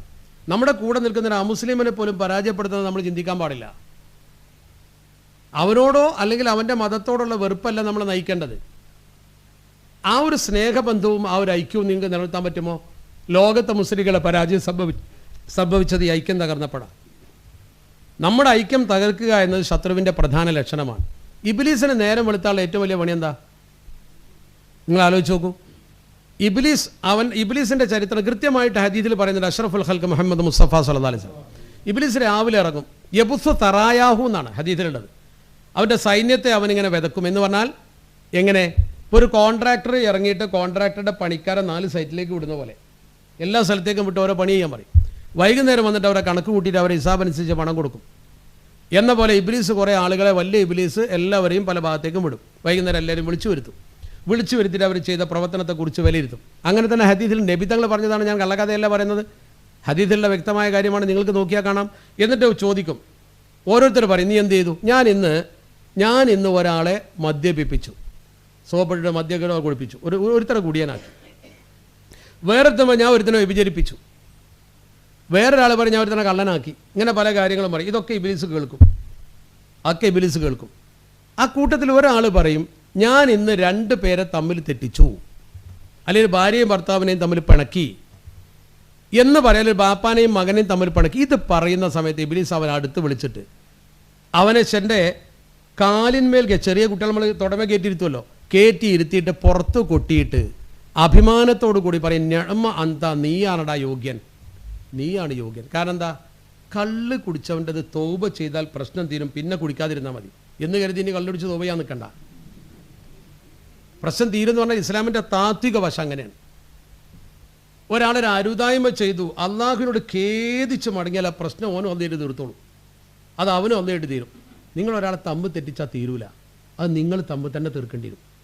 അപ്പോൾ ഈ തമ്മിൽ തെറ്റിക്കുക എന്നുള്ളതാണ് ഇബിലീസിൻ്റെ ഏറ്റവും വലിയ ഹോബി. അതാണ് ഞെഴ്മ എന്താ, നീ ചെയ്താണ് പണി, അതേ നിലക്കുള്ളൂ, മറ്റേ നിലക്കൂല. ഭാര്യയും ഭർത്താവിനെയും തമ്മിൽ തെറ്റിക്കാൻ ഇബിലീസിന് കഴിയും. തമ്മിൽ തെറ്റിച്ച് 2 പിരിഞ്ഞാൽ പിന്നെ യോജിക്കാൻ ഒരുപാട് പ്രയാസമാണ്. ഇപ്പോൾ നമ്മളൊക്കെ പല നാട്ടിലും പോയി പ്രസംഗിക്കലുണ്ട്. 5 മിനിറ്റ് പ്രസംഗിച്ചിട്ട് തമ്മിൽ തല്ലുണ്ടാക്കി പോരാൻ ചിലപ്പോൾ എനിക്ക് കഴിയും. പക്ഷേ യോജിപ്പിക്കാൻ ചിലപ്പോൾ ഒരാഴ്ച പ്രസംഗിച്ചാലും നടന്നോളുന്നില്ല. ഒന്ന് നിർമ്മാണാത്മകമാണ്, മറ്റത് സംഹാരാത്മകമാണ്. അപ്പോൾ യോജിപ്പിച്ച് നിർത്തുക എന്നുള്ള വലിയ പ്രയാസമാണ്. അതിന് ചില രഹസ്യങ്ങൾ സൂക്ഷിക്കേണ്ടി വരും, സൂക്ഷ്മത പുലർത്തേണ്ടി വരും, വിട്ടുവീഴ്ചയൊക്കെ ചെയ്യേണ്ടി വരും. നമ്മളെ ചില ആൾക്കാർ വിട്ടുവീഴ്ച തീരെ ചെയ്യൂല, രഹസ്യം തീരെ ഉണ്ടാവില്ല. എന്ത് പാർട്ടിൻ്റെ ഉള്ളിലെ രഹസ്യമാലും ശരി, സംഗതി ഇങ്ങനെയൊക്കെ ഉണ്ടായി, ഞാൻ എന്നോടേ പറയുള്ളൂ, വേറെ ആരോടും പറയരുതിട്ടോ. അതേമാതിരി ആൾ മറ്റൊരാളോടും പറയും, വിഷയം തീർന്നല്ലോ. എല്ലാവരോടും സ്വകാര്യം പറയാം. അങ്ങനെയാണ്, ഓരോരുത്തരോട് പറയുമ്പോൾ എന്നോട് മാത്രമേ പറഞ്ഞിട്ടുള്ളൂ എന്നാണ് പറയാം. അതാണ് പാട്ടാവും. അപ്പോൾ കൂട്ടത്തിൽ ഏതെങ്കിലും പത്രലേഖനം അത് കിട്ടും, ഒരുത്തനെ ചോദിക്കും. ഒരു പത്രക്കാരനൊക്കെ ഫോൺ ചെയ്ത് ചോദിക്കാറുമ്പോൾ ചിലർക്ക് ഒരു പൊങ്ങല, വലിയ സംഭവം, പിന്നെ വേഗം പറഞ്ഞു കൊടുക്കും, ഒക്കെയാണ് വരും ചെയ്യും, വൃത്തിയായി. അതിന് ഇന്നത്തെ പത്രപ്രവർത്തനം തന്നെ അങ്ങനെയാണ്. ഒരു പാർട്ടിക്കകത്ത് നമുക്ക് വിമർശിക്കാമല്ലോ, നമ്മുടെ സംഘടനയെ നമുക്ക് വിമർശിക്കാം, പക്ഷെ പുറത്തല്ല, അകത്ത് നമ്മുടെ കുടുംബത്തിലെ ഭാര്യയും മക്കളെയൊക്കെ ഇരുത്തിയിട്ട് നമ്മൾ സംസാരിക്കൂലേ? ആഭ്യന്തര കാര്യം വേറെ ആൾ കൊടുക്കാൻ പാടുണ്ടോ? ഇസ്ലാമിക സമൂഹത്തിൻ്റെ ജീവിതക്രമം നിങ്ങൾ ശരിക്കും പാർട്ടി പോളിസി പഠിക്കണം. അവിടെ ഒരു പേഷ്യൻസ് വേണം, ക്ഷമ നമുക്ക്. മനസ്സുകൊണ്ട് വൈകാരികമായിട്ട് ഇത്രകാലം ചെയ്തു തന്ന പ്രവർത്തനത്തെ മറക്കാൻ പാടുണ്ടോ? അല്ലെങ്കിൽ തന്നെ മനുഷ്യൻ്റെ പൊതുസ്വഭാവം അങ്ങനെയാണ്. ഒരുപാട് നന്മകൾ ചെയ്തു കൊടുത്താലും അവസാനം ഒരു കാര്യം കൊണ്ട് അത് ബാത്തിലാവും. അതങ്ങനെയാണ്. നിങ്ങൾ പരിശുദ്ധ റമദാൻ 25,000 വന്നിട്ട് ഒരാൾക്ക് എല്ലാ 25,000 100 രൂപ കൊടുത്ത് നോക്ക്. ഒരു 25,000 50 രൂപ കൊടുത്താൽ മതി. ഇതുവരെ കൊടുത്ത് ഒന്നും ഉണ്ടാവില്ല, ഒക്കെ ബാത്തിലാവും. അയാൾ പോയിട്ട് കുറ്റം പറയും, ഓ ഇപ്പോൾ പൊങ്ങി, അങ്ങനെ ഇങ്ങനെ ഇതുവരെ കൊടുത്തു പോയതാ പൈസ, അപ്പോൾ 50 കൊടുക്കാൻ പാടില്ലായിരുന്നു, 100 കൊടുക്കാൻ പാടില്ലായിരുന്നു. അത് മനുഷ്യൻ്റെ നന്ദി കെട്ട സ്വഭാവമാണ്. അത്ര നന്ദി കെട്ട വർഗ്ഗം ഭൂമിയിൽ വരൊന്നുമില്ല. ആ ഒരു അവസ്ഥ നമുക്ക് വരാൻ പാടില്ല. അവിടെയൊക്കെ ഒരു ശരിക്കൊരു അവധാനത പാലിച്ച് ഒരു നേതാവിന് അനുസരിക്കാനുള്ളൊരു മനസ്സ് നമുക്ക് വേണം. കേരളത്തിൽ അള്ളാഹുവിൻ്റെ അനുഗ്രഹത്താൽ പാണക്കാട് സെയ്ദ് കുടുംബം ഒരു നേതൃത്വമായി നമ്മുടെ മുമ്പിൽ അള്ളാഹു ദീർഘായുസ് പ്രദാനം ചെയ്യട്ടെ. തങ്ങൾ രോഗിയാണ്, അള്ളാഹു തങ്ങൾക്ക് ദീർഘായുസ് പ്രദാനം ചെയ്യട്ടെ. ഞാൻ ആത്മാർത്ഥമായി പ്രാർത്ഥിക്കും. ഒരു ഉമ്മത്തിൻ്റെ കെട്ടുറപ്പിൽ പ്രധാനമാണ് നേതൃത്വം, അതുപോലെ അണികളും. രണ്ടും ഒരു ഇൽഫത്ത് വേണം. നേതൃത്വവും അണികളും തമ്മിലൊരു യോജിപ്പ്. അങ്ങനെ വരുമ്പോൾ നമ്മൾ ചെയ്യുന്ന പ്രവർത്തനത്തിന് കൂലി കിട്ടും. ഇപ്പോൾ നിങ്ങൾ എത്ര ബൈത്തുർ റഹ്മാൻ ഉണ്ടാക്കാൻ പൈസ കൊടുത്തു? എന്താണ് അതിൻ്റെയൊക്കെ ഗൗരവം നിങ്ങൾ മനസ്സിലാക്കുന്നുണ്ടോ? മരിച്ചു പോകണ്ടേ നമുക്ക്? നാളെ പടച്ചവന് മുമ്പ് കണക്ക് പറയണ്ടേ? മൻ അദ്ഖല അല അഹ്ലി ബൈത്തി മിനൽ മുസ്ലിമീന സുറൂറ. ഒരു വീട്ടുകാർക്ക് നിങ്ങൾ സന്തോഷം ജനിപ്പിച്ചാൽ, വീട്ടുകാർക്ക് എന്ന് പറഞ്ഞാൽ ഏത് വീട്ടുകാരാണെങ്കിലും ശരി, ഒരു വീട്ടുകാർക്ക്, അത് വീടില്ലാതെ കഷ്ടപ്പെടുന്ന ഒരു മനുഷ്യനൊരു വീട് വെച്ചിട്ട് ആ വീട്ടുകാർക്ക് ഒരു സന്തോഷത്തിലായിരിക്കും. അങ്ങനത്തെ ഒരു സന്തോഷം ചെയ്യാൻ നിങ്ങൾ കാരണക്കാരായാൽ ലം യർലല്ലാഹു ലഹു സവാബൻ ദൂനൽ ജന്ന. അങ്ങനത്തെ ഹദീസ് ഉണ്ടോ വേറെ? ലം യർലല്ലാഹു ലഹു സവാബ. അവന് കൂലി കൊടുത്താൽ പടച്ചവന് തൃപ്തിയാവില്ല. അവന് ഒരു ബൈത്തുർ റഹ്മാൻ നിങ്ങൾ ഉണ്ടാക്കിയിട്ടല്ലേ പാവപ്പെട്ടവന് വീട് വെച്ച് കൊടുത്തിട്ട് ആ വീട്ടുകാരൻ്റെ മനസ്സിൽ സന്തോഷം ജനിപ്പിച്ചാൽ നിങ്ങൾക്ക് കൂലി തന്നാൽ പടച്ചവന് മതിയാവൂല. ദൂനൽ ജന്ന, സ്വർഗം തരാതെ. സ്വർഗം തന്നെ തന്നെങ്കിലേ പടച്ചവന് തൃപ്തിയാവുള്ളൂ. അങ്ങനത്തെ ഹദീസ് അപൂർവമാണ്. അഷ്റഫുൽ ഖൽക്ക് മുഹമ്മദ് മുസ്തഫ. അത് പോരെ നിങ്ങൾക്ക്? പരലോകവും കൂടി ഉണ്ടാകുന്ന ഒരു രാഷ്ട്രീയ പാർട്ടിൻ്റെ പ്ലാറ്റ്ഫോമിലാണ് നിങ്ങളുള്ളത്. അങ്ങനത്തെ ഒരു രാഷ്ട്രീയ പാർട്ടി കേരളത്തിൽ വേറില്ല. നിങ്ങൾ ദുന്യാവും റബ്ബനാത്തിന ഫിദ്ദുന്യാസിന, നിങ്ങൾ ആത്മാർത്ഥമായിട്ട് നല്ല ഇഖ്ലാസോടെ റോഡ് ഉണ്ടാക്കിയാൽ ആ വഴി വെട്ടിയ കൂലിങ്ങ കിട്ടും. നിങ്ങൾ ഇഖ്ലാസോട് കൂടി ഒരു ജലപദ്ധതി കൊടുത്താൽ അതിൻ്റെ കൂലിങ്ങ കിട്ടും. നിങ്ങൾ ഇഖ്ലാസോട് കൂടി 2 ആളെ വിളിച്ചിട്ട് നന്നാക്കിയാൽ ആ മസ്ലഹത്തിൻ്റെ കൂലിങ്ങ കിട്ടും. ഒരു വിദ്യാഭ്യാസ സ്ഥാപനം ഉണ്ടാക്കി കൊടുത്താൽ പാവപ്പെട്ടവൻ്റെ കുട്ടിക്ക് ഒരു അഡ്മിഷന് വേണ്ടി നിങ്ങളൊന്ന് എഴുത്തു കൊടുക്കുകയോ പോവുകയോ ചെയ്താൽ അത് നിങ്ങൾക്ക് ഇഴ്ത്തിക്കാഫിരിക്കുന്നതിനേക്കാൾ കൂലിയാണെന്ന് പഠിപ്പിച്ച മതം വേറുണ്ടോ? ഇഴ്ത്തിക്കാഫ്, മദീനത്തെ പള്ളിയിൽ ഇഴ്ത്തിക്കാഫിരിക്കുന്നതിനേക്കാൾ കൂലി എന്നാണ് ഇസ്ലാം പറഞ്ഞത്. അങ്ങനെ പ്രവർത്തിക്കാൻ നിങ്ങളൊരു രാഷ്ട്രീയ പാർട്ടി വേറെ പറ. കുറവുണ്ടാവും, കുറ്റങ്ങളുണ്ടാവും. മനുഷ്യൻ കൊണ്ടെടുക്കുന്ന സംഗതിയാണ്. അതങ്ങനെ തന്നെയാണ്. എല്ലാത്തിനും കുറവുകളുണ്ടാവും, കുറ്റങ്ങളുണ്ടാവും. മനുഷ്യ സമൂഹത്തിൻ്റെ പ്രവർത്തനങ്ങളിലൊക്കെ വീക്ക് പോയിന്റുകൾ ഉണ്ടാവും. അല്ലേ ഹുലിക്കൽ ഇൻസാൻ വഴീഫ എന്ന് പറയാൻ കാരണം. പക്ഷേ അതൊക്കെ വിട്ടുവീഴ്ച ചെയ്യാനും ക്ഷമിക്കാനുള്ളൊരു മനസ്സ് വേണം. നിങ്ങൾ ആദ്യം ചെയ്യേണ്ടത് പാർട്ടി കൊണ്ട് ഇവിടെ കിട്ടിയ നേട്ടങ്ങളുടെ ഒരു പട്ടികകൾ തയ്യാറാക്കണം. ഇന്ത്യയിലെ മറ്റു സമൂഹത്തിൽ മറ്റു പ്രദേശത്ത് മുസ്ലിം അനുഭവിക്കുന്ന കട്ടപ്പാടും പഠിക്കണം. അത് കുട്ടികൾക്ക് ശരിക്കും പറഞ്ഞു. ഇപ്പോഴത്തെ നമ്മുടെ കുട്ടികളെ സംബന്ധിച്ചിടത്തോളം അവർക്കൊരു വൈകാരികതയാണ്, ഭൗതികം. പിന്നെ കമ്മ്യൂണിസം പോലുള്ള പ്രസ്ഥാനങ്ങളെക്കുറിച്ച് നിങ്ങൾ മനസ്സിലാക്കണം. അത് അടിസ്ഥാന മതനിഷേധമാണ്. അതെന്തൊക്കെ പറഞ്ഞാലും ശരി, അവർക്ക് ആധിപത്യം വരുന്നൊരു സമയത്ത് അവരത് ചെയ്യും. മതത്തെ കളഞ്ഞു കുളിച്ചുകൊണ്ടുള്ള രാഷ്ട്രീയം പറ്റൂല. മതപരമായ പശ്ചാത്തലത്തിൽ നിന്നുകൊണ്ടേ പറ്റുള്ളൂ. ഒന്നും വേണ്ട, നിങ്ങൾ മരിച്ചാൽ ഇതൊരു കൂട്ടായ്മയല്ല, സ്നേഹ കൂട്ടായ്മ. നിങ്ങളിൽ ഒരാളെ മരിച്ചു, ഞാൻ മരിച്ചു എന്ന് പറഞ്ഞാൽ, നിങ്ങളിൽ ഒരാൾ മരിച്ചു എന്ന് പറഞ്ഞാൽ നമ്മൾ മയ്യത്ത് സ്കരിക്കും, കൈ കെട്ടിയിട്ട് അള്ളാഹു മഗ്ഫിർ ലഹു, പടച്ചോനെ അവന് പുറത്തു കൊടുക്കണേ എന്ന് പറയും. അതൊരു ആത്മാർത്ഥതയാണ്. എന്തിനാ പടച്ചറബ് അങ്ങനെ സംവിധാനം ഉണ്ടാക്കിയത്? ഒരാൾ മരിച്ചു കിടക്കുമ്പോൾ ജനിപ്പിച്ച പടച്ചറബിന് അയാളെ സ്വർഗത്ത് കൊണ്ടുപോകാൻ കഴിയുമല്ലോ. പിന്നെ അയാളെ മുമ്പിൽ നമ്മളിങ്ങനെ കെട്ടി നിന്നിട്ട് അള്ളാഹു മഗ്ഫിർ ലഹു എന്ന് പറയേണ്ട ആവശ്യം എന്താ? പടച്ചോനെ പുറത്തു കൊടുക്കണേ നമ്മുടെ റെക്കമെൻഡ് ചെയ്തിട്ട് വേണം, അള്ളാഹു കൊടുത്തുകൂടെ? പിന്നെ എന്തിനാണത്? ആ മനുഷ്യൻ്റെ ഭൂമി ലോകത്തെ പ്രവർത്തനങ്ങളിൽ നമുക്ക് എത്ര മതിപ്പുണ്ടായിട്ടുണ്ടെന്ന് പടച്ചോൻ പരിശോധിക്കുകയാണ്. അപ്പം നിങ്ങളെ പ്രവർത്തനത്തിൽ പടച്ചറബിന് മതിപ്പുണ്ടെങ്കിൽ അള്ളാഹു നിങ്ങളെ സ്വർഗത്ത് കടക്കും. ഈ പറയുന്ന ആത്മാർത്ഥമായിട്ട് പറയും. അപ്പം അങ്ങനത്തെ നല്ല സേവന പ്രവർത്തനം നടത്തുക. പക്ഷേ സേവന പ്രവർത്തനം നടത്തുമ്പോൾ ഒരു കാര്യം മനസ്സിലായിക്കോളൂ, കേവലം ജീവകാരുണ്യ പ്രവർത്തനം മാത്രം പോരാ. ഈ സംഘടന ഓർഗനൈസിങ് മറന്നുപോരുത്. നിങ്ങൾ സംഘടന ഓർഗനൈസിങ് പ്രധാന. നിങ്ങളിപ്പോൾ ഇത്ര കാലം ഇതിൽ പ്രവർത്തിച്ചിട്ട് എത്ര പേരങ്ങൾ ഈ പാർട്ടിക്ക് കൊണ്ടുവന്നു? ഇത് പറഞ്ഞു കൊടുത്തിട്ട് എത്ര പേരങ്ങൾ ഓർഗനൈസ് ചെയ്തു? ഇതിൻ്റെ തത്വം എത്ര പേർക്ക് നിങ്ങൾ പഠിപ്പിച്ചു പൊളിറ്റിക്കലായിട്ട്? അവർക്കുള്ള സംശയങ്ങൾ തീർത്തു കൊടുത്തോ? നിങ്ങൾ ചെറിയ കുട്ടികൾക്കുണ്ടാകുന്ന സംശയം വിളിച്ച് ചെറുപ്പത്തിലെ കുട്ടികൾ ആ ടീനേജിൽ നിങ്ങൾ വിളിക്കണം. വിളിച്ചിട്ട് അവരോട് ഈ കാര്യങ്ങളെക്കുറിച്ചൊക്കെ ചർച്ച ചെയ്ത് രാഷ്ട്രീയ ദിശാബോധം കൊടുക്കണം. ഇതൊന്നും ഉണ്ടാവില്ല. പൊതുവേ നമ്മളെ കൗമിൻ്റെ സ്വഭാവം എന്താ വെച്ചാൽ കുട്ടികളെ ആ പിടിക്കേണ്ട സമയത്ത് അവർക്ക് പറഞ്ഞു കൊടുക്കേണ്ട സമയത്ത് പറഞ്ഞു കൊടുക്കില്ല. ഉമ്മമാരൊക്കെ അങ്ങനെ തന്നെയാണ്. ചെറിയ കുട്ടികളെ രാവിലെ എഴുന്നേൽപ്പിച്ച് സുബൈ നിസ്കരിപ്പിച്ചില്ല, ഖുർആൻ ഓതിക്ക് ഒന്നും ചെയ്യൂല, ഒരു ദീനിയായ കാര്യം പറഞ്ഞു കൊടുക്കൂല. കുറച്ച് വലുതായിട്ട് എവിടെയെങ്കിലും കള്ളു കുടിച്ച് കിടക്കുന്നുണ്ടെങ്കിൽ ആ വിവരം അറിഞ്ഞാൽ അപ്പോൾ ഒരു 100 രൂപ വഴുതിൻ്റെ സാഹസ് കൊടുത്ത് ഉസ്താൻ കൊടുത്ത് പോലെ സ്വർഗത്ത് കാക്കാൻ പറയാൻ നടക്കുമല്ലോ. നടക്കൂല എന്നാൽ അന്ന് സ്വർഗത്ത് കാക്കൂല എന്ന് ഞാൻ പറയുന്നില്ല. അത് നിങ്ങളെ കുട്ടി നിങ്ങൾ തമ്മിലുള്ള ബന്ധമാണ്. സംഭാവന കൊടുക്കേണ്ടെന്ന് ഞാൻ പറയുന്നില്ല. കുട്ടിക്ക് നിങ്ങൾക്ക് ഉപകാരം ഇല്ലെങ്കിലും പള്ളിക്കോ മറച്ച് കൊണ്ടായിക്കോളും, അത് തുടർന്നോളൂ, അത് നല്ലതാണ്. പക്ഷേ ഞാൻ പറഞ്ഞു വരുന്നൊരു വിഷയത്തിൻ്റെ മർമ്മത്തിൽ നിങ്ങൾ നിൽക്കണം. ഈ കുട്ടിക്ക് ചെറുപ്പത്തിലേ നിങ്ങൾ കൊടുക്കേണ്ട ചില ക്ലാസ്സുകളുണ്ട്. ഇപ്പോൾ എൻ്റെ കുട്ടികൾ ഒരിക്കലും ഈ ആദർശം നിന്ന് പുറത്തു പോകില്ല എനിക്കിപ്പോഴത്തെ സാഹചര്യത്തിൽ ഉറപ്പുണ്ട്. കാരണം ഞാൻ അങ്ങനെ അവരെ വളർത്തിയിട്ടുള്ളൂ.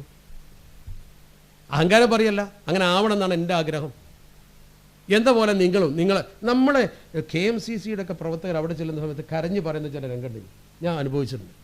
നമ്മളിവിടുന്ന് കഷ്ടപ്പെട്ട് KMCCക്ക് പിരിവെടുക്കുക, KMCCയുടെ ജീവകാരുണ്യ പ്രവർത്തനം ചെയ്യുക. എൻ്റെ മകൻ വേറെ രാഷ്ട്രീയ പാർട്ടിയിലാണ്, ഇയാൾ സങ്കടപ്പെടുകയാണ്. എൻ്റെ മകൻ ഒരു തീവ്രവാദ പ്രസ്ഥാനത്തിൽ ചേർന്നിരിക്കുകയാണ്, അയാൾ സങ്കടപ്പെടുകയാണ്. എന്തൊരു സങ്കടം ആ പിതാക്കളൊക്കെ പറയുമ്പോൾ. എന്നിട്ട് നമ്മളോട് ദ്വാരക്കാൻ പറയണം.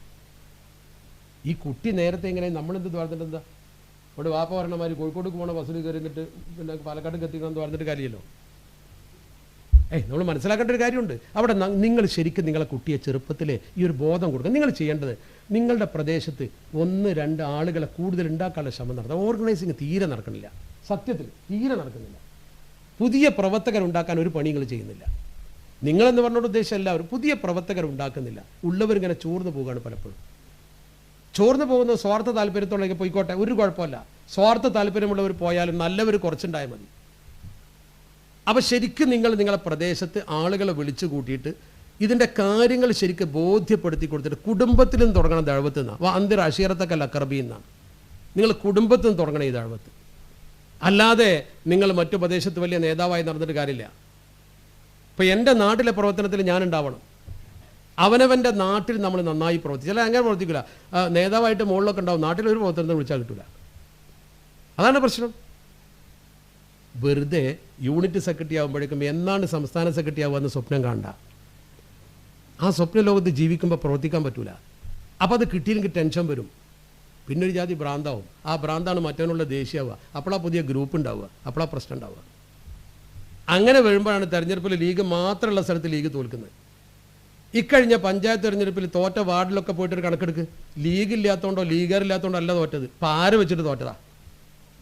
ഞാൻ പഠിച്ചിട്ടാണ് പറയുന്നത്. നിങ്ങളില്ലാത്തത് കൊണ്ടല്ല നിങ്ങൾ തോറ്റത്. ഇബ്ലീസ് നമ്മളെ തമ്മിൽ തല്ലിച്ച് തോപ്പിച്ചതാ. നിങ്ങളൊന്ന് ഒറ്റക്കെട്ടായി നിന്നാൽ ഈ മലപ്പുറം ജില്ലയിൽ നിന്ന് ഒന്നും സംഭവിക്കൂല. അത്രയും നല്ല കെട്ടുറപ്പും ഭദ്രതയും ബോധമുണ്ട്. അങ്ങനെയാണ്. ഞാൻ പറഞ്ഞത് കേട്ടില്ലെങ്കിൽ ഞാൻ വോട്ട് ചെയ്യില്ല എന്ന് പറയുന്ന രാഷ്ട്രീയമല്ല വേണ്ടത്. കായികമിലത്തെ മുഹമ്മദ് ഇസ്മായിൽ സാഹിബിൻ്റെ ഉമ്മത്തിൻ്റെ ഐക്യത്തിന് വേണ്ടിയുള്ള രാഷ്ട്രീയ ബോധമാണ് വേണ്ടത്. അതിന് പരലോകത്ത് കൂലിയിട്ടും അങ്ങനെ പരലോക ബോധവും കൂടിയുള്ള ഒരു രാഷ്ട്രീയ സംവിധാനം, ഒരു സമാധാനത്തിൻ്റെ രാഷ്ട്രീയ സംവിധാനം കെട്ടിപ്പടുക്കാൻ നിങ്ങൾക്ക് സാധ്യമാകട്ടെ എന്ന് മാത്രം ആശംസിച്ചുകൊണ്ട് കൂടുതൽ ദീർഘിപ്പിക്കാതെ കാലിക സംഭവങ്ങളെക്കുറിച്ചൊക്കെ നിങ്ങൾ പഠിച്ചിട്ട് സ്വത്വ രാഷ്ട്രീയത്തെക്കുറിച്ച് മാത്രം എന്നെ ഏൽപ്പിച്ച വിഷയം ഞാൻ പറഞ്ഞത്. ആ സ്വത്വബോധം നമ്മൾ ആരാണെന്ന് തിരിച്ചറിഞ്ഞുകൊണ്ട് ഈ ബോധത്തോടു കൂടി പ്രവർത്തിക്കുന്ന ഒരു തലമുറയെ കെട്ടിപ്പടുക്കാൻ നിങ്ങൾ ശ്രമിച്ചാൽ നടക്കും. ഒരാളെ കൂടുതലുണ്ടാക്കിയാൽ ഈ ക്യാമ്പ് അടുത്ത വർഷം ഇവിടെ വെച്ച് നടത്താൻ പറ്റില്ല, അത്രയും സീറ്റ് കൂടുതൽ വേണ്ടി വരും. അങ്ങനെ നിങ്ങളാൽ പ്രവർത്തകരുണ്ടാകുന്ന തരത്തിലുള്ള ബോധവൽക്കരണ പ്രക്രിയക്ക് നേതൃത്വം നൽകാൻ അള്ളാഹു സഹായിക്കട്ടെ എന്ന് മാത്രം പ്രാർത്ഥിച്ചുകൊണ്ട് ഇത് സംഘടിപ്പിച്ചവർക്ക് അഭിനന്ദനം അർപ്പിച്ചുകൊണ്ട് ഞാൻ അവസാനിപ്പിക്കുന്നു. അസ്സലാമു അലൈക്കും വറഹ്മത്തുള്ളാഹി വബറകാതുഹു.